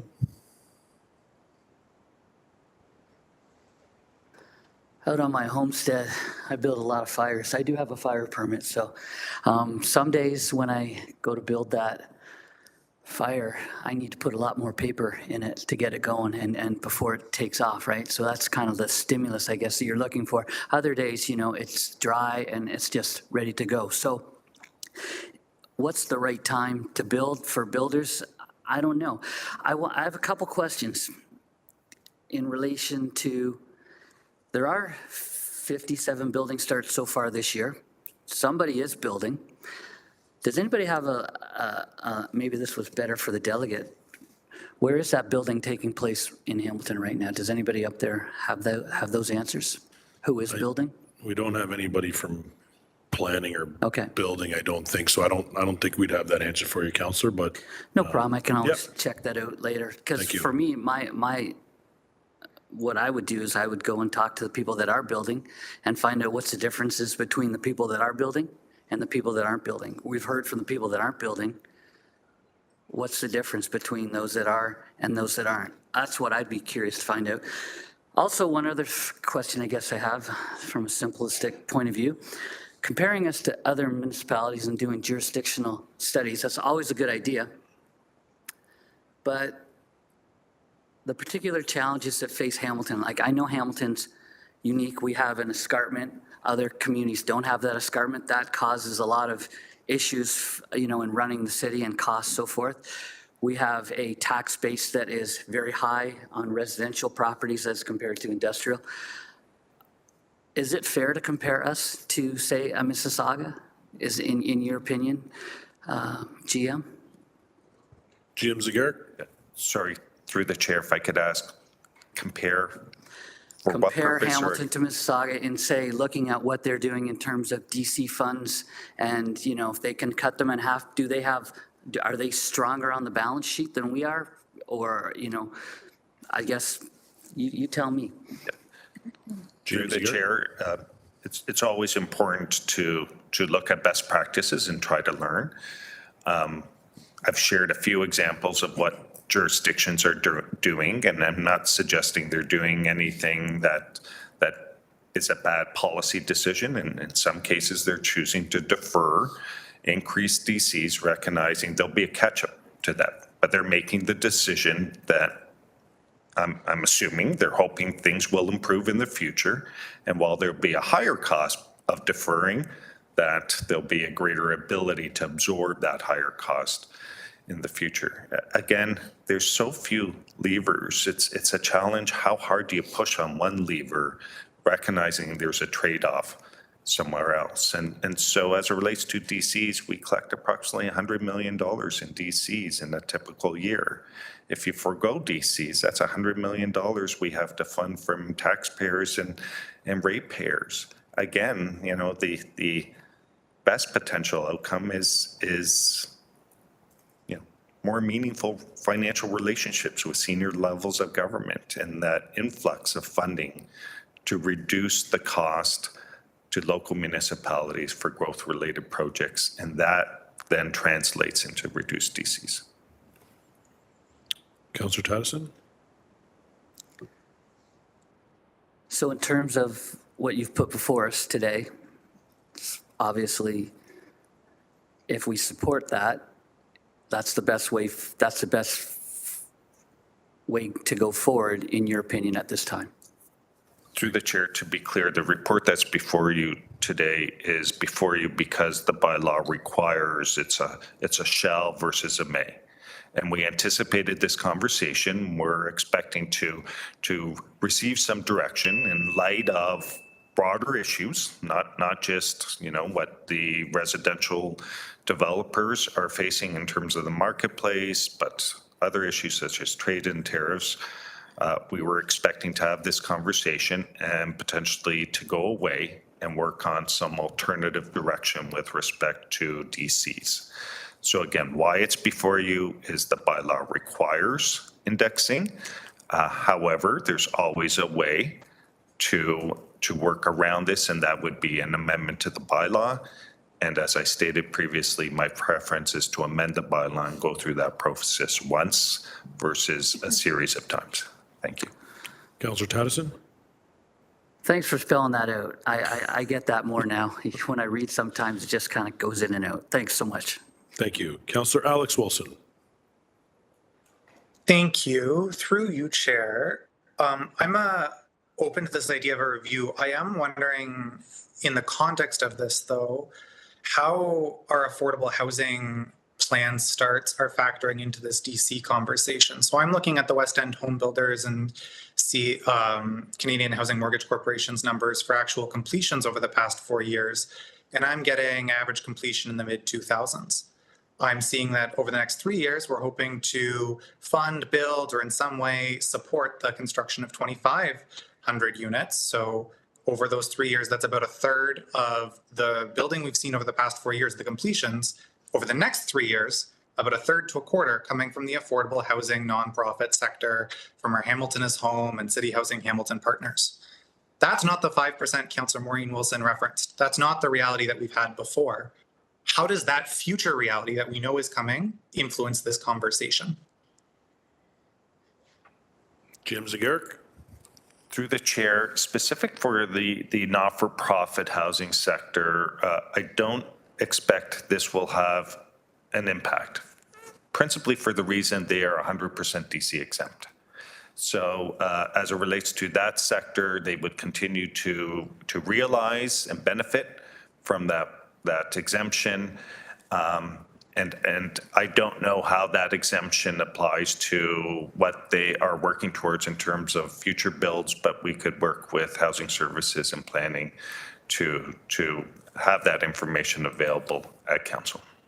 Thank you. If I could clarify my question's less how will these developers or these people be impacted by the DC rate they pay, but more so how will a fact that if the completions don't change, if we stay in our current completion realm, what is predicted to change is that as opposed to 95% of those completions coming from the private sector, and very few of them may be having those affordable housing exemptions built in, about a third of the again, assuming completions stay relatively the same as they have the past 4 years, about a third of those completions are now predicted to be coming from the exempt category. So it's as a percentage of the completions happening, more will be exempt potentially, or more will be in that affordable stream.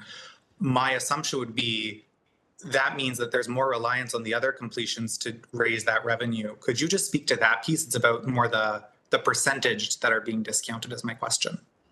Jim Zagarek? Yeah, through the chair, I think I understand the question better. So thank you, Councillor, for expanding. And if I don't understand it, maybe a third try. It's magic.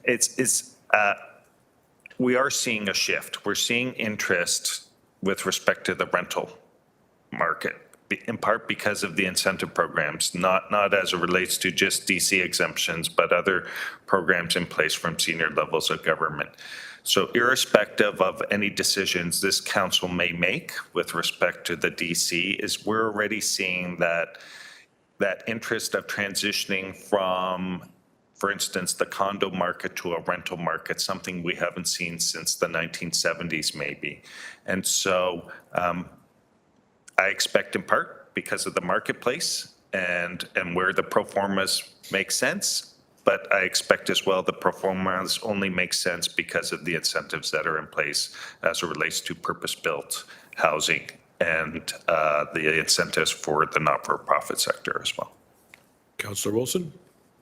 Thank you. That helps me. And through you, Chair, just a couple of comments from me.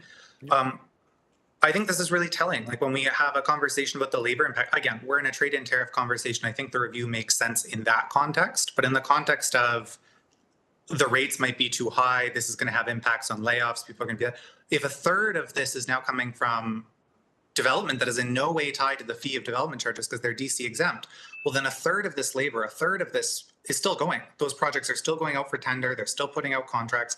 They're no longer being impacted. We're deprivatizing some of that construction that's happening.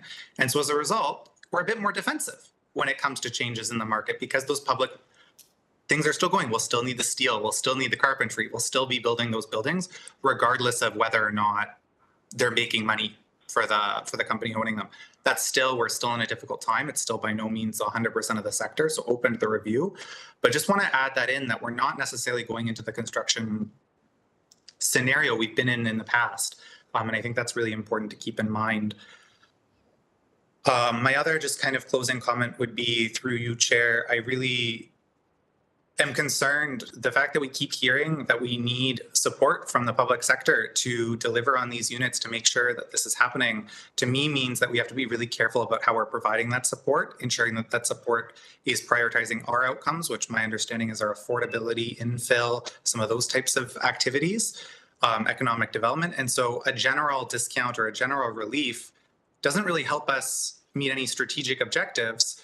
And if there's a room to be targeted, if there's room to pursue objectives, happy for that conversation to proceed. We are in difficult times.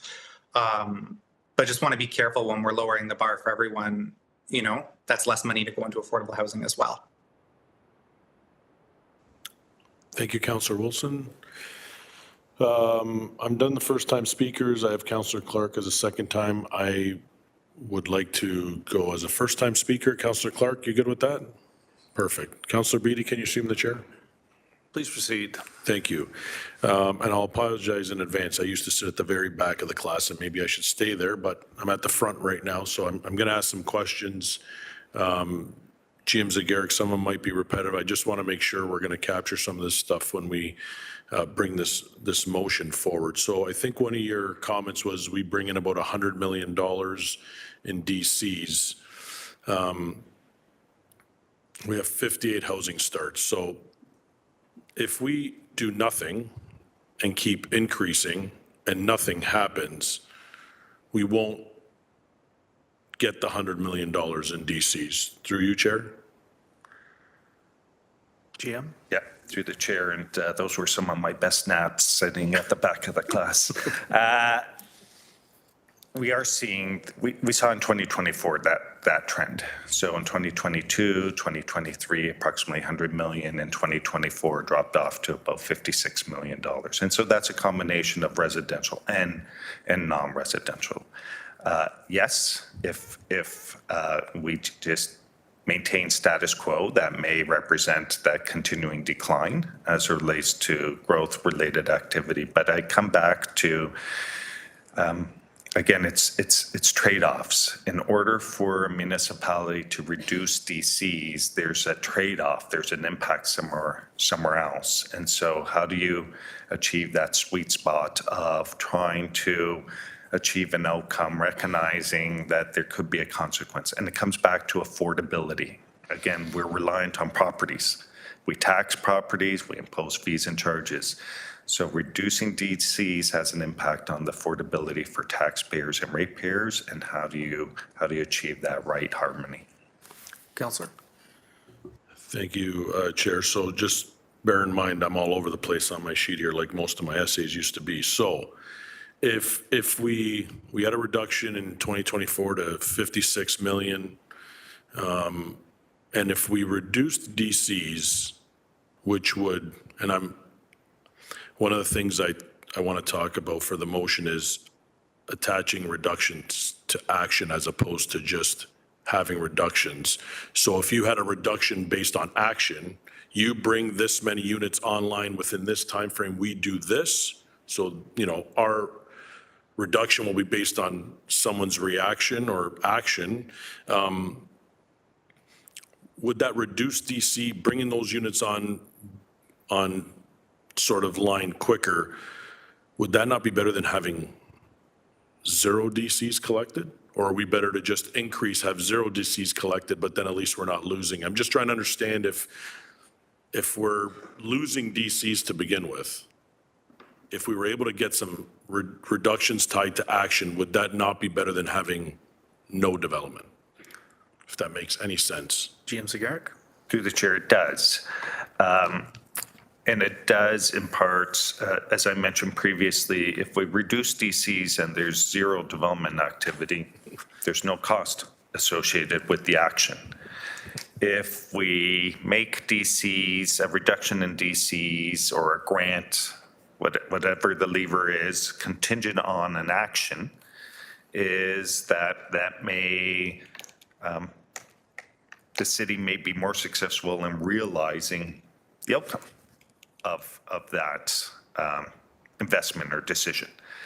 I think those are some of the conversations we need to have as senior leadership team, is what levers to push and how to do it in the most effective way. If for instance, we recommended reduce DCs till December 31st of 2025, there's likely very little ability for residential, non-residential to put forward a pro forma, get a building permit issued by December of 2025. So I'm not sure that lever would realize the outcomes we're working to have. But again, your question does make sense, is how do we develop the program to try to achieve those outcomes rather than go through the motions of a program. Councillor, your follow-up, you got about 30 seconds. Okay, I got two questions left. So just to follow up on that, I'd love to be able to see if SLT can come up with something like that. I think the days of, well, it takes longer to do, like, we just got to get away from it takes too long. It's a lot of work. We got to get back to, or not back to, we got to move to an area right now where it's, let's find every single way possible to move things forward quicker and tie every action we do to an action from the private community. So if we're going to reduce DCs, and maybe it's on a scaling sort of thing where you're going to bring 200 units online by this date, we'll reduce it by this much. Because as we speed up the build, we also speed up the collection of property taxes, which would hopefully help us with the reduction that we're seeing in DCs, because we're going to get those property taxes quicker and hopefully bridge that gap. So that's one comment, if you want to comment on that, Jim. And then the last thing is just, what is the effect of delayed collection on DCs? Are we just talking interest on that time period? So if we would have collected it at the beginning of the process and now we're going to collect it, let's say when we issue a building permit, that lost revenue, I'm assuming, would be strictly on that money being in our bank account and collecting interest. Through you, Chair, and that's it for me. Okay, GM? Through the chair, on the latter, the councilor's correct. So no need to expand on it. It is foregone investment income. On the first item, I think the opportunity is for senior leadership team to look at the projects that are underway or in the pipe, because that may be where the greatest opportunity is versus potential future projects. If we're going to do something, it's doing something in the immediate term and working with stakeholders in terms of how to move those projects forward, recognizing we're only one partner.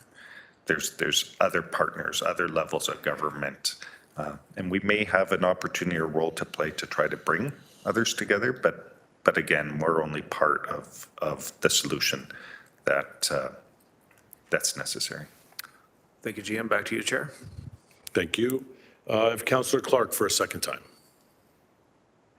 Thank you, Chair. First, I want to clarify an earlier statement. I indicated that residents are angry that their kids are living in their basements. I'm angry that their kids have to live there. They're angry at the situation that their kids cannot find the revenue, the income to buy a house. In Ontario, specifically in Hamilton, we're looking at $150,000 to $200,000 of income in order for a family to purchase a home. That's pretty much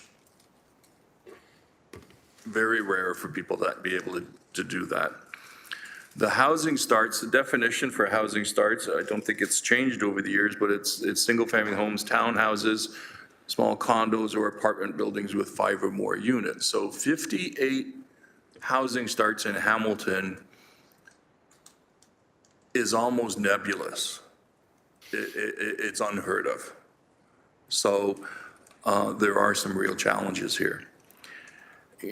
Can I ask, nothing has changed in terms of PSAB, that if you're going to forego revenue, a development charge, then you must find revenue to offset that loss in development charges, correct?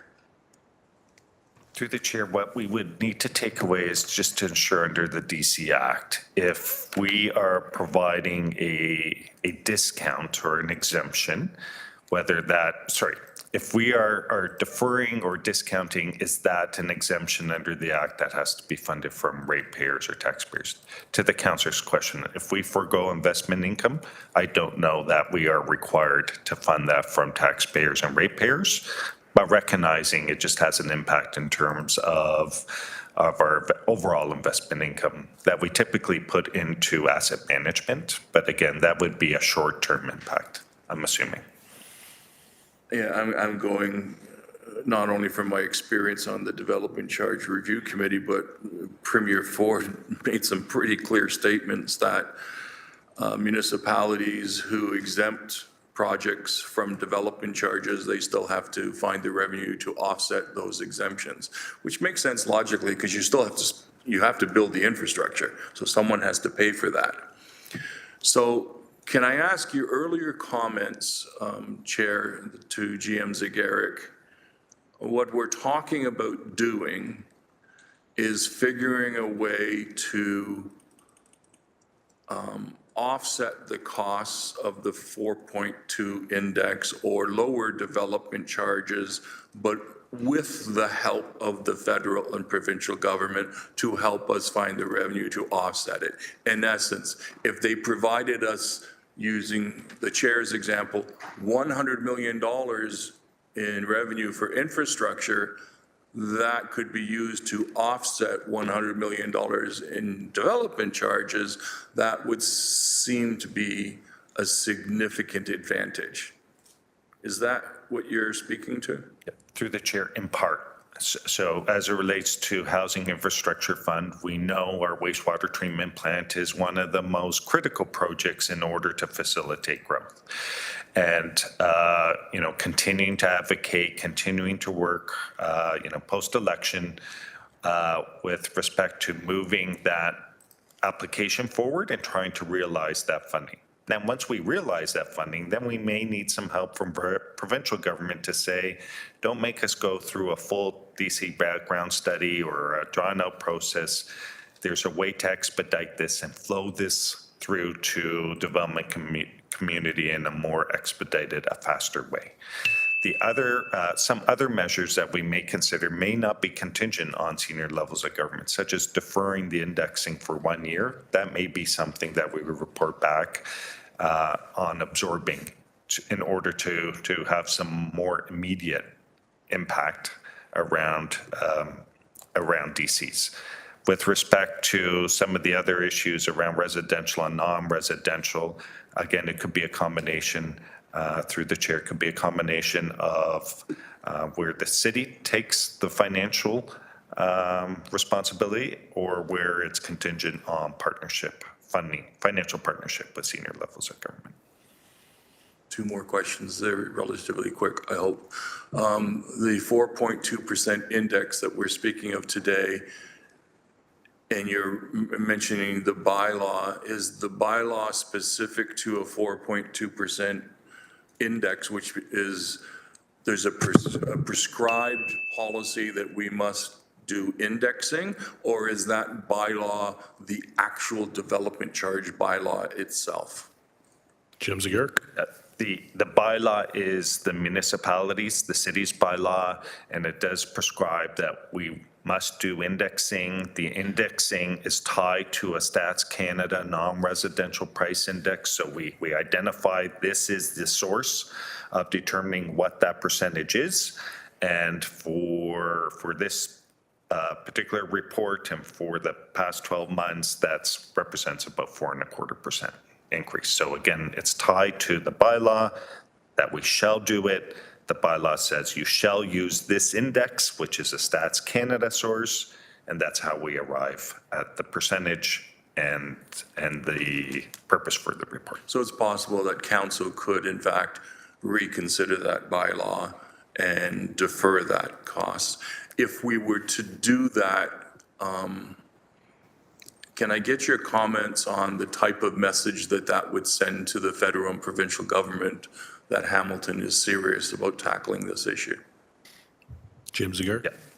Through the chair, I think it would represent a understanding of the crisis that we're in, and not only for residential, because this would apply for residential and non-residential equally.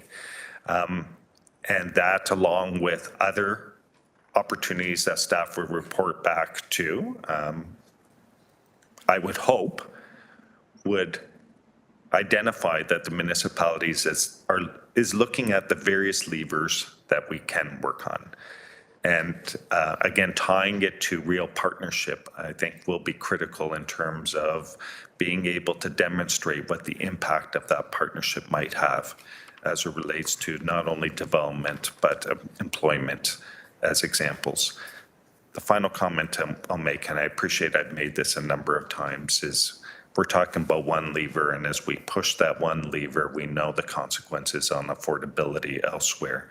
And so there's a critical piece there, continuing to educate senior levels of government that this isn't a general revenue tool that just goes into general coffers. This is a dedicated, prescribed, most legislated source of revenue that's tied towards facilitating growth. And so there's an education piece there for municipalities to continue to work towards.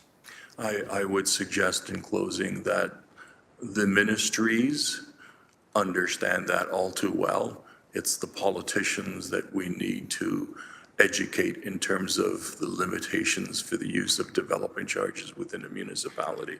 So I look forward to the debate at council. I'm hoping that we can press this lever and let's push the discussion with the senior levels of government. Thank you. Thank you, Councillor Clark. Seeing no more speakers, show of hands to receive the report. That carries. Anybody opposed? No. Good. Moving on to items for consideration, 8.1 AUD 21004B, cybersecurity follow-up audit, additional public disclosure citywide. May I please have a mover and second to approve the recommendations in the report? Anybody? Councillor Wang, Councillor Beatty. We do have the Auditor General's office here. Charles, would you like to start with an overview, please?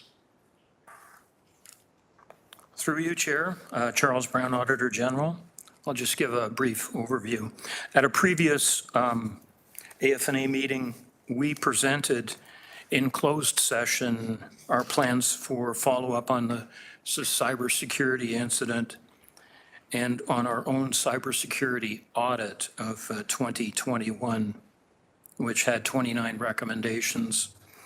We were asked that in the interest of transparency, if we could write a public version of that report that I would bring forward to this committee. So mindful of being as transparent as possible whilst protecting the city, I consulted with the city solicitor, and you have before you the report we believe provides that appropriate balance. The public report also lets citizens know about our plans for review of the cybersecurity incident itself, from the perspective of whether meaningful progress had been made on our own audit findings in 2021 by the time of the incident, and in light of the various causes and contributing factors to the cybersecurity incident, we'd be looking at the adequacy of the city's new action plans to address cybersecurity risks. Also, as a result of feedback at the prior meeting from councillors, we also added to the scope of our work for follow-up to review the costing of solutions that are being implemented to address cybersecurity and to improve the city's technology risk profile. Thank you. Any questions? Oh, yeah, we do. Sorry. Councillor Clark, go ahead. Thank you, Chair. Can the Auditor General advise whether or not the City of Hamilton received good value for money for their expenditures in this area? Auditor. Microphone, please. Through the chair, are you speaking to the value for money in terms of what we paid for the consulting and the incident response? The consulting, the incident Yeah, that's something response. we will do, but we're not able to deliver that Well, that's message coming. yet. Yeah, it's coming, yeah. Okay, thank you very much. I appreciate that.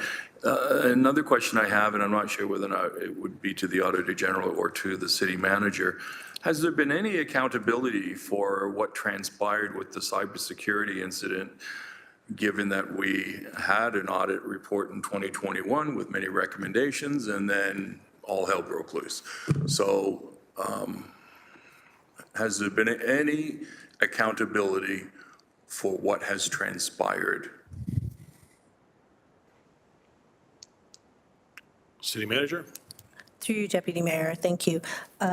So that's an item that we're investigating currently still, as we still recover. But we had committed to bringing a report forward this year, and we can look at that as well. Councillor Clark? So 2 years in, and there's been no accountability taken so far. City Manager? Through you, Deputy Mayor, I don't mean to be obtuse, but can you define what sort of accountability you're looking for at this point? Recommendations were made, recommendations were not followed. Why? Who didn't do the implementation as required? Like this was a serious issue.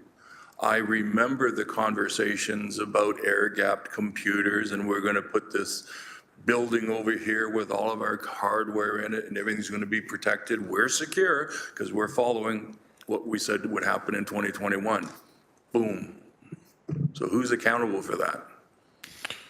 City Manager? Through you, Deputy Mayor, and I'm cautious at this point only because I think this goes into the realm of personnel issues and something that we would want to talk about in camera.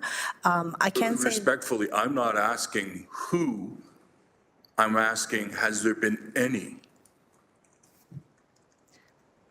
through you, Deputy Mayor. So the other piece to consider in this is that a lot of the folks that were involved in this actually are no longer at the city.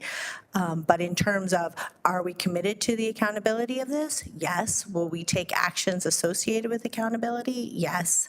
I'm sorry, I'm not able to comment further on that at this point. Thank you. Your comments will suffice. Thank you very much, Auditor General. Thank you, Councillor Clark. I have no one else on my speakers list. We have a mover and a second. This will be an electronic vote, please.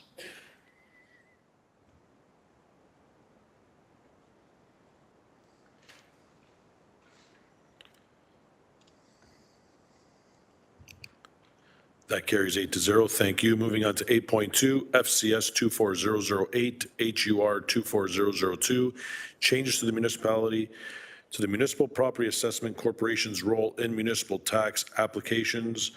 Mover and seconder to put this report on the floor. Sorry, Oh, through the sorry. chair, sorry, there is an error in that report name. It's, the report name, sorry, the error was in your procedures. The report name is Proposed Amendments to Fair Wage Policy and Fair Wage Schedule, which is outstanding business list item and citywide. So that's not here, right? Okay. All right. So need a mover and seconder to put the fair wage report. That's what we're on right now. Okay. Councillor Crutch, will you move that? Councillor Alex Wilson, second. And we'll go to Councillor Crutch for the first time speaker. Go ahead. Thanks very much. I'll be brief because I know a lot of work has gone into this report and you can see it here, including the appendices. I want to just thank city staff for the initial meeting. I think myself, Councillor Clark, Councillor Huang, Councillor Jackson all came to that meeting and sat around and listened to the concerns raised by those folks in the building trades. And there's been a lot of back and forth, including many, many meetings between that time and now to get this right. And this is a significant improvement in many areas. There were 11 areas of concerns raised, and many of those were addressed, especially with respect to the schedule. So right now, there was a gap for, I think it was, if I have it correct now, the gap is quite a number of years.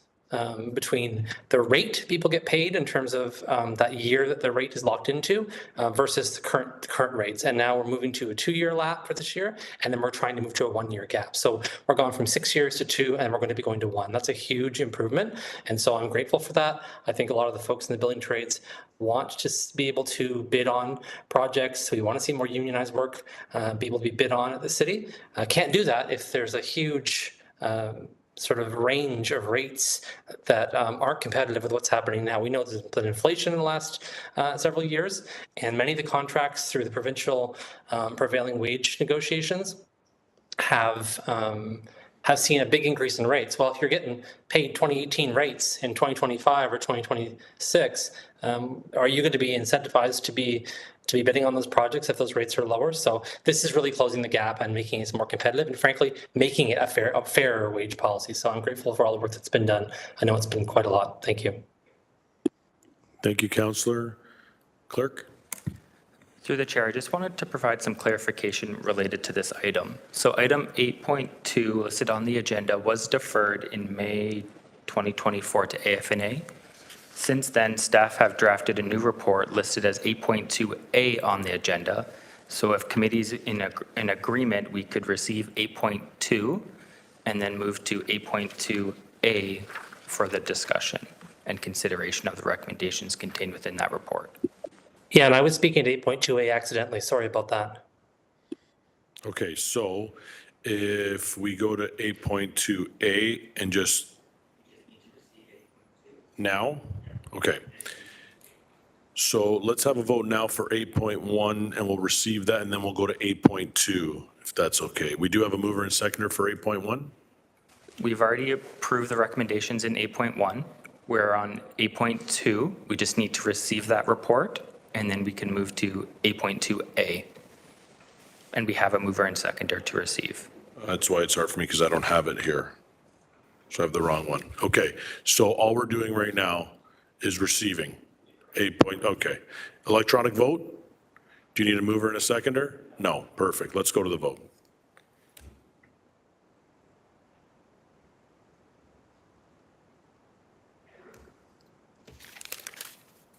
Thumbs up for me.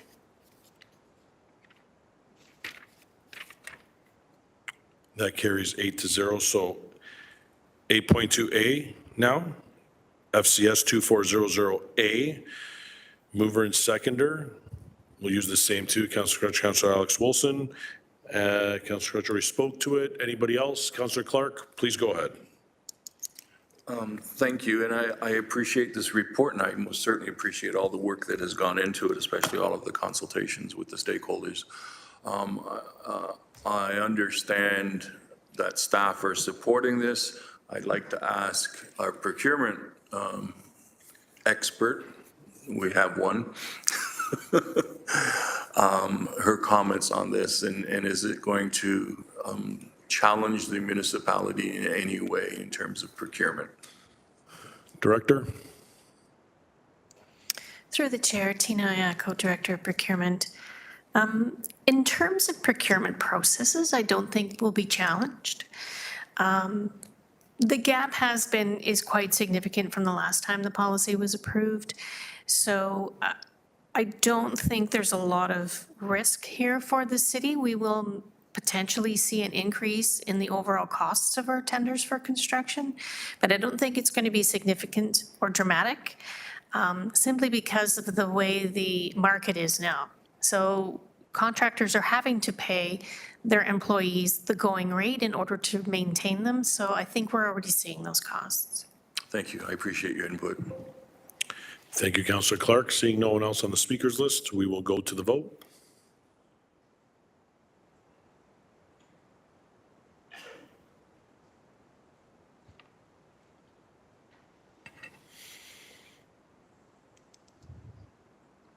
That carries 8-0. 8.3, amendments to the outstanding business list. May I please have a mover and a second to approve the amendment to the outstanding business list?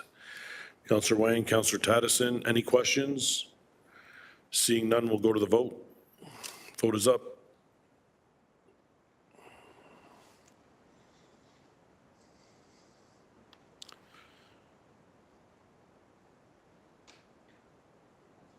That carries 8-0. Moving on to motions, 9.1, financial support for Art Gallery of Hamilton humidifier replacement, Ward 2.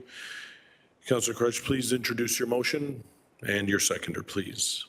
Thank you very much. My seconder is Councillor Taddison. It was originally going to be Councillor Danko, but for obvious reasons it can't be, as we're both on the Art Gallery Board of Directors, and we found out about this expense. And since it's a Ward 2 nonprofit and it's for a capital expense, we talked to staff about whether we could assist with this emergency humidifier repair. Obviously, I think we all know, need to have humidity control in an art gallery. And so this is a pretty urgent request and one I was able to help with. And so that's what this motion is about. It's in front of you. Thank you. Thank you, Councillor. I don't have anyone on the speakers list. Then we will go to the vote.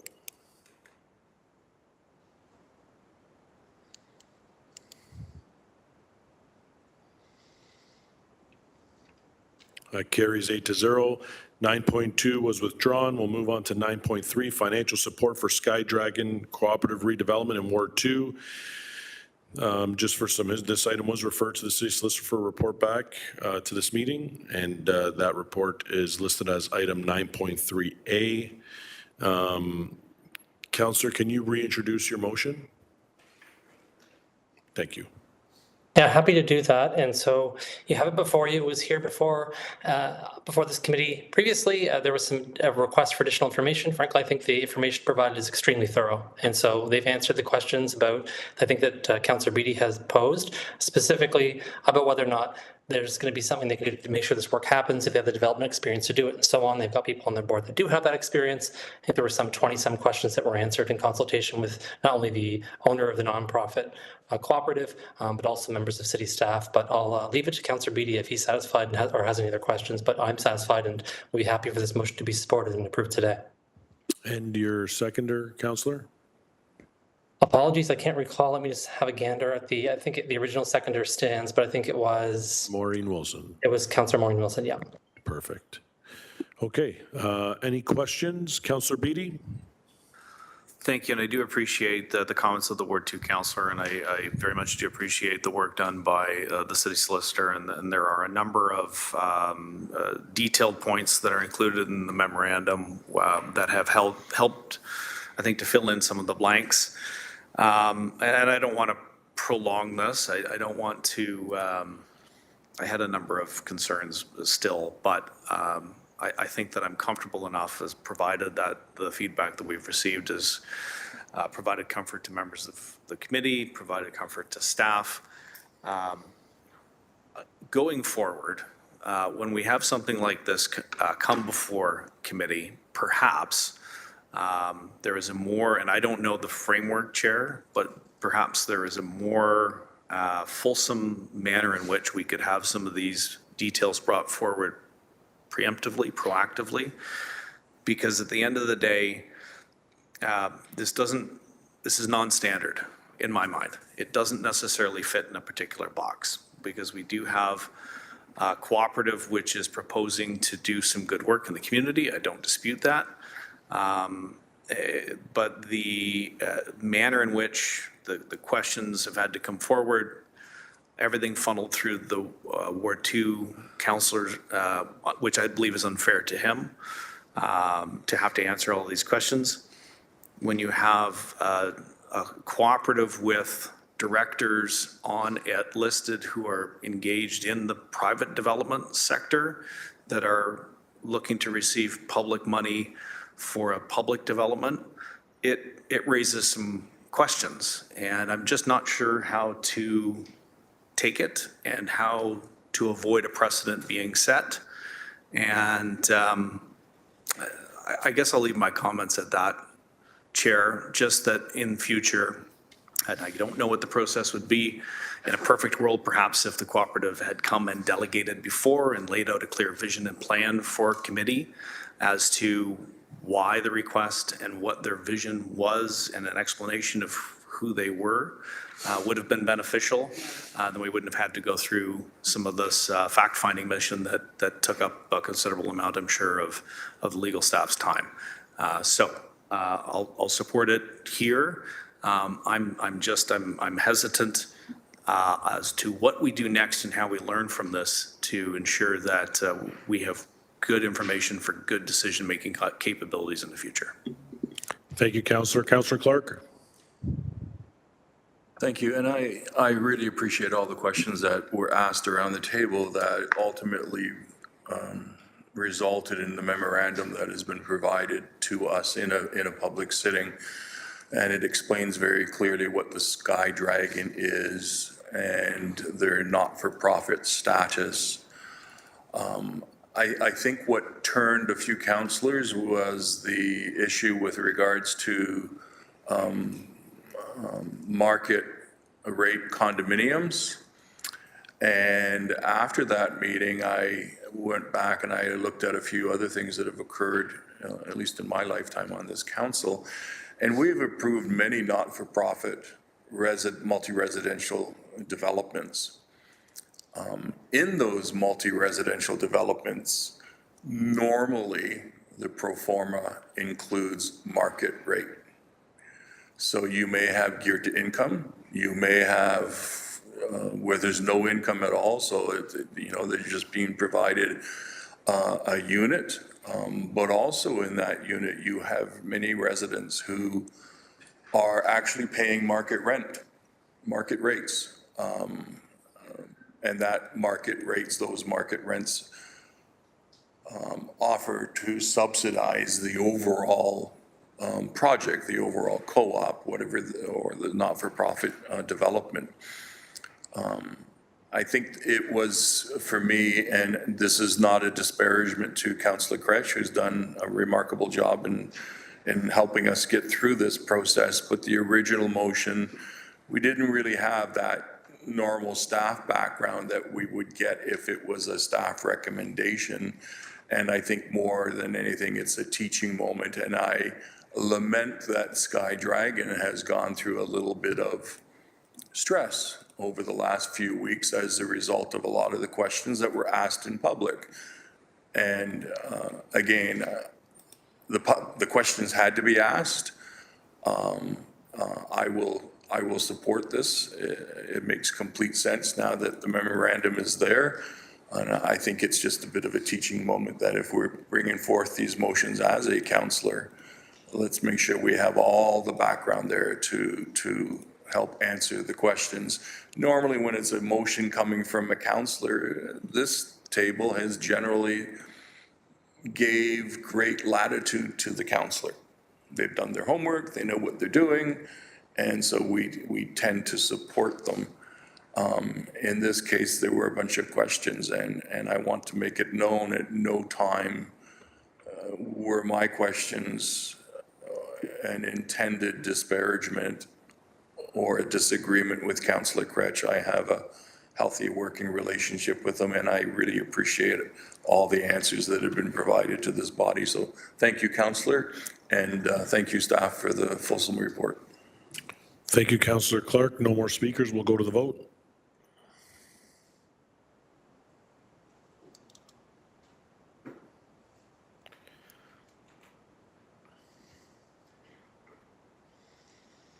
That carries 8-0. 9.3A, memorandum respecting a response to questions regarding 9.2 from committee meeting number 25004, motion for financial support for Sky Dragon Cooperative Redevelopment. We'll use the same mover and seconder, and this is just a show of hands to receive the memo from the city solicitor. Show of hands, please. That carries. Thank you. Moving on to notices of motion, I will now turn over the chair to Vice Chair Beatty. Thank you, Councillor Spatafor. I understand that with regards to item 10.1, which is a one-time request for funding to support building repairs at the Royal Canadian Legion Branch 163, that you would like to suspend the rules. Do you have a seconder for that, or am I the seconder? I do. You are the seconder. I am the seconder. Okay. Okay, just to comment, the reason for the suspension is due to it's time-sensitive work. Okay, so we will require an electronic vote. If members could indicate their vote now, please.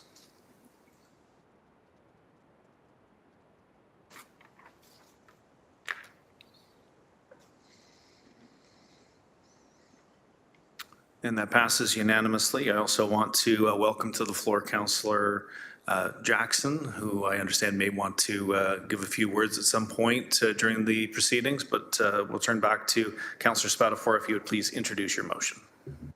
Thank you, Vice Chair Beatty. It's moved by myself, seconded by yourself. One-time request for funding to support building repairs at the Royal Canadian Legion Branch 163 in Ward 7.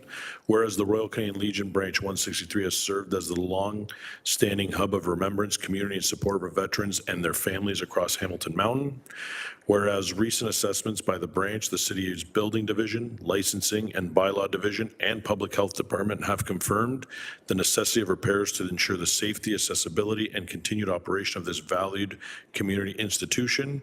And whereas the estimated cost of required repairs is approximately $100,000 as per submitted invoices and quotes received by the branch.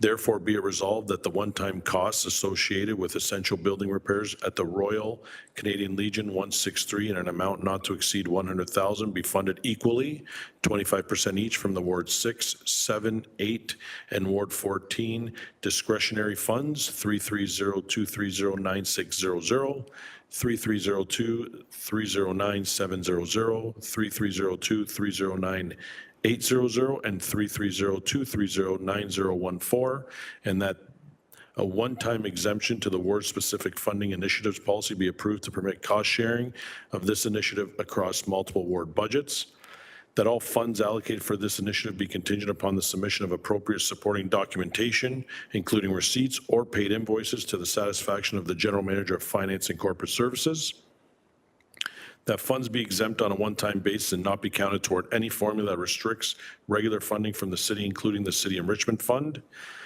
and that the mayor and city clerk be authorized and direct to execute any required agreements and ancillary documents with such terms and conditions in a form satisfactory to the city solicitor. And Vice Chair, just some brief comments from me. I'm honored that I'm able to move this here today on behalf of Councillor Jackson, who doesn't sit on our committee. Councillor Jackson did the vast majority of the work on this, working with the Legion and their leadership and ensuring that we're able to provide important funds to keep the Legion going, which for me, as one of the mountain councillors, this building, the people that use the building, and just what the building represents is extremely important, and I hope I have everyone's support here around the table. Thank you, Vice Chair. Thank you, Councillor. I don't see anyone from the committee ready to speak, but I do recognize our guest Councillor Jackson. Please go ahead. Thanks so much, Acting Chair Beatty, and thank you, members of AFNA, for allowing me to join you here, specifically for this item. And Chair, Councillor Spatafor, thank you for moving the motion, and Councillor Beatty for seconding it.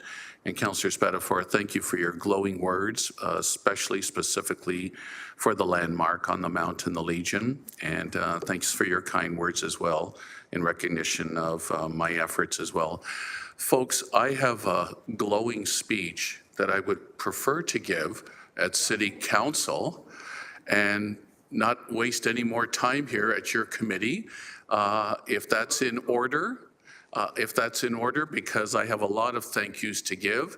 And I know that some members of the Legion themselves, led by the President Jean Tomlinson, probably with some tears in their eyes, would love to be in the chambers next Wednesday if this meets your approval to move it to that body. So I would prefer, Acting Chair Beatty, to say my speech for that time, and I thank this committee for even waiving the rules unanimously. Thank you. Okay, and I see now we have Councillor Kretsch on the speakers list, so we'll go to Councillor Kretsch, please.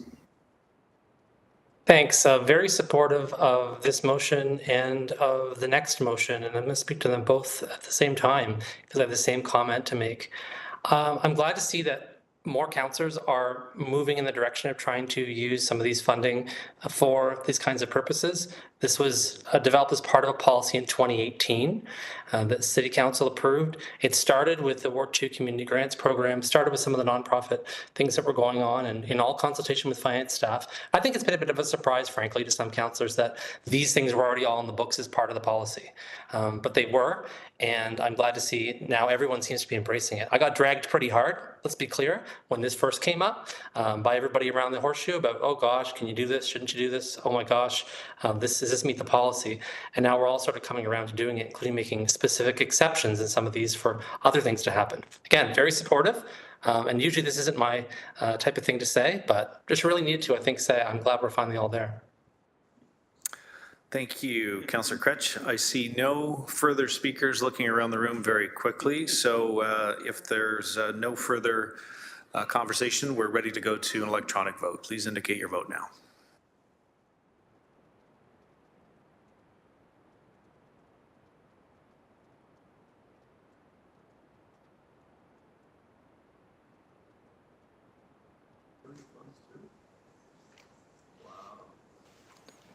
Councillor Alex Wilson, we're just waiting for your vote.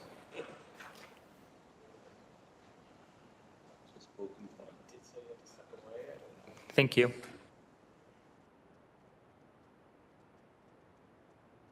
And that passes unanimously. Congratulations, Councillor Spadafora, Councillor Jackson. This will be going forward to council. Up next.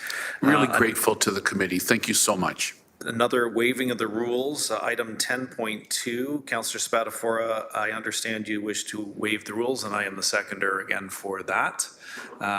So we'll start with the waiving of the rules, and if you could just indicate the reasoning behind the waiving of the rules, Councillor.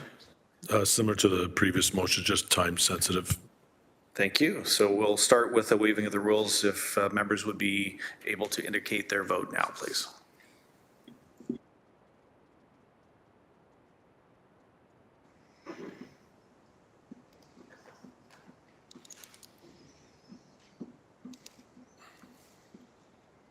And that passes unanimously. Thank you, committee. We'll now move to the mover to introduce your motion, please.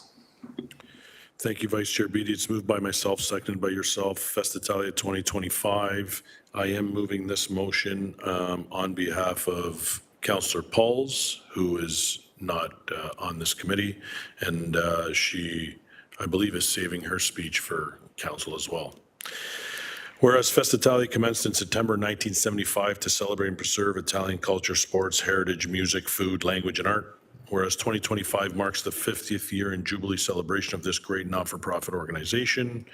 Whereas Festitalia has developed into an umbrella organization that supports the efforts of Italian regional clubs, local artists, musicians, and local amateur athletes in cooperation with Mount Hamilton Youth Soccer Club, and is well documented that youth engagement in sport benefit from improved outcomes for mental health, physical well-being, communication, teamwork, problem-solving skills, and social integration. Whereas the speakers series highlights a local author and hosts an evening with readings by authors as well as meet and greet opportunities.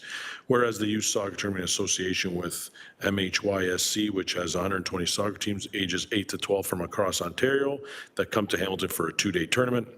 Whereas the Grape Stomp and the traditional winemaking event showcasing tradition as well as adding a friendly competition amongst the participants and is free to participate and attend. Whereas the 50th Expo weekend on June 20th to 22nd, 2025 will highlight 4 pillars of the Italian life: food and drink, arts and culture, sports and leisure, and history and local roots. And each pillar will have numerous events happening, including but not limited to Italian lessons, youth mini soccer tournaments, skills camps, celebrity chef dinner, local musicians from Italian descent, film series, wine tasting, and a bocce tournament. And whereas the estimated attendance for the expo will be 10,000 people, therefore be it resolved that a one-time exemption to the area rating capital reinvestment discretionary fund policy be approved for Ward 7 to provide a grant to Festitalia Corporation for operational expenses to be funded from the Ward 7 Capital Discretion account 330-230-9700 to an upset limit of 6,000 for sports and leisure and 8,000 for arts and culture, including contingencies not to exceed 14,000. that any funds allocated and distributed through the Ward 7 Community Grants Program be exempt on a one-time basis and not be counted toward any formula that restricts regular funding from the city, including the City Enrichment Fund for one-time enhancement grant, and that the mayor and city clerk be authorized and direct to execute on required documents and agreements with such terms and conditions form satisfactory to the city solicitor. Thank you, Chair. Thank you, Councillor Spatafora. I am your seconder. I don't see anyone on the speakers list, but I am quickly looking around the room. Seeing none, we will go to an electronic vote, please.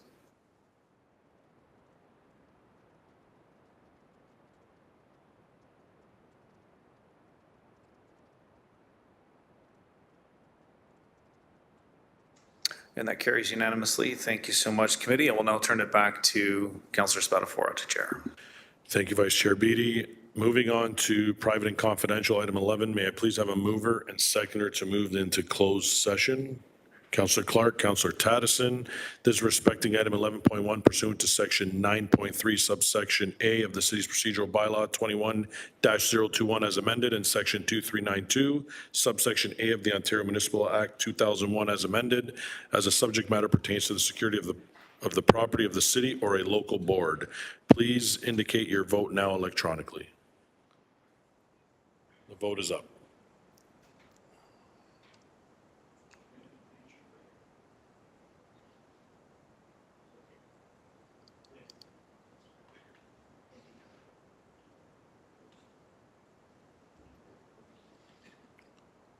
That carries 7-1. Members of the public, the meeting will continue, follow the closed session portion of the meeting. When you see members of the committee rejoin the meeting, committee will wait up to 5 minutes upon receiving home session before proceeding with the meeting to provide members of the public and the media to return. Before we move to closed session, I'll ask all members of the public to please exit council chambers and the WebEx meeting now. And any staff that's not directly related to the item are asked to please exit the meeting now as well. A reminder to all members of the committee to please ensure you move to the closed session portion of eScribe. I also remind members of the committee that as per section 8.7 of the procedural bylaw, the use of personal electronic devices during closed meetings is strictly prohibited, and the use of city electronic devices during closed meetings are limited to text communication only and not as a telephone, recording device, or camera. Staff from the office of the city clerk are exempted from subsection 8.7C when using electronic devices for record-keeping purposes.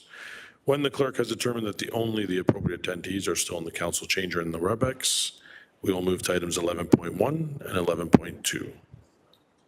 Oh, sorry, just 11.1.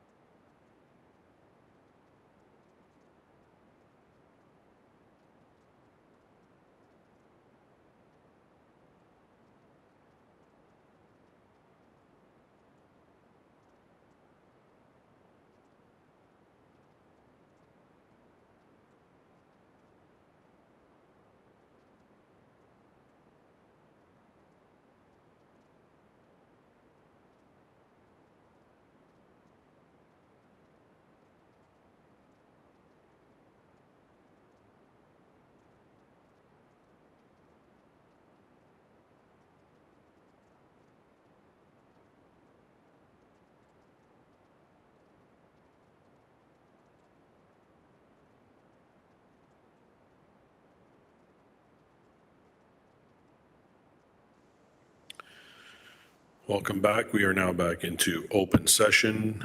We're dealing with 11.1 AUD 25002, Audit General Report of Serious Matters to Council, case number 81489. May I have a mover and second to receive the report and have it remain confidential? Councillor Clark, Councillor Beatty, electronic vote, please.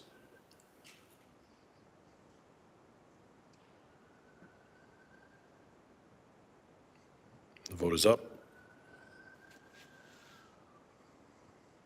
That carries 8-0. There being no further business, the Audit, Finance, and Administration Committee is adjourned at 12:17 p.m. Thank you, committee members.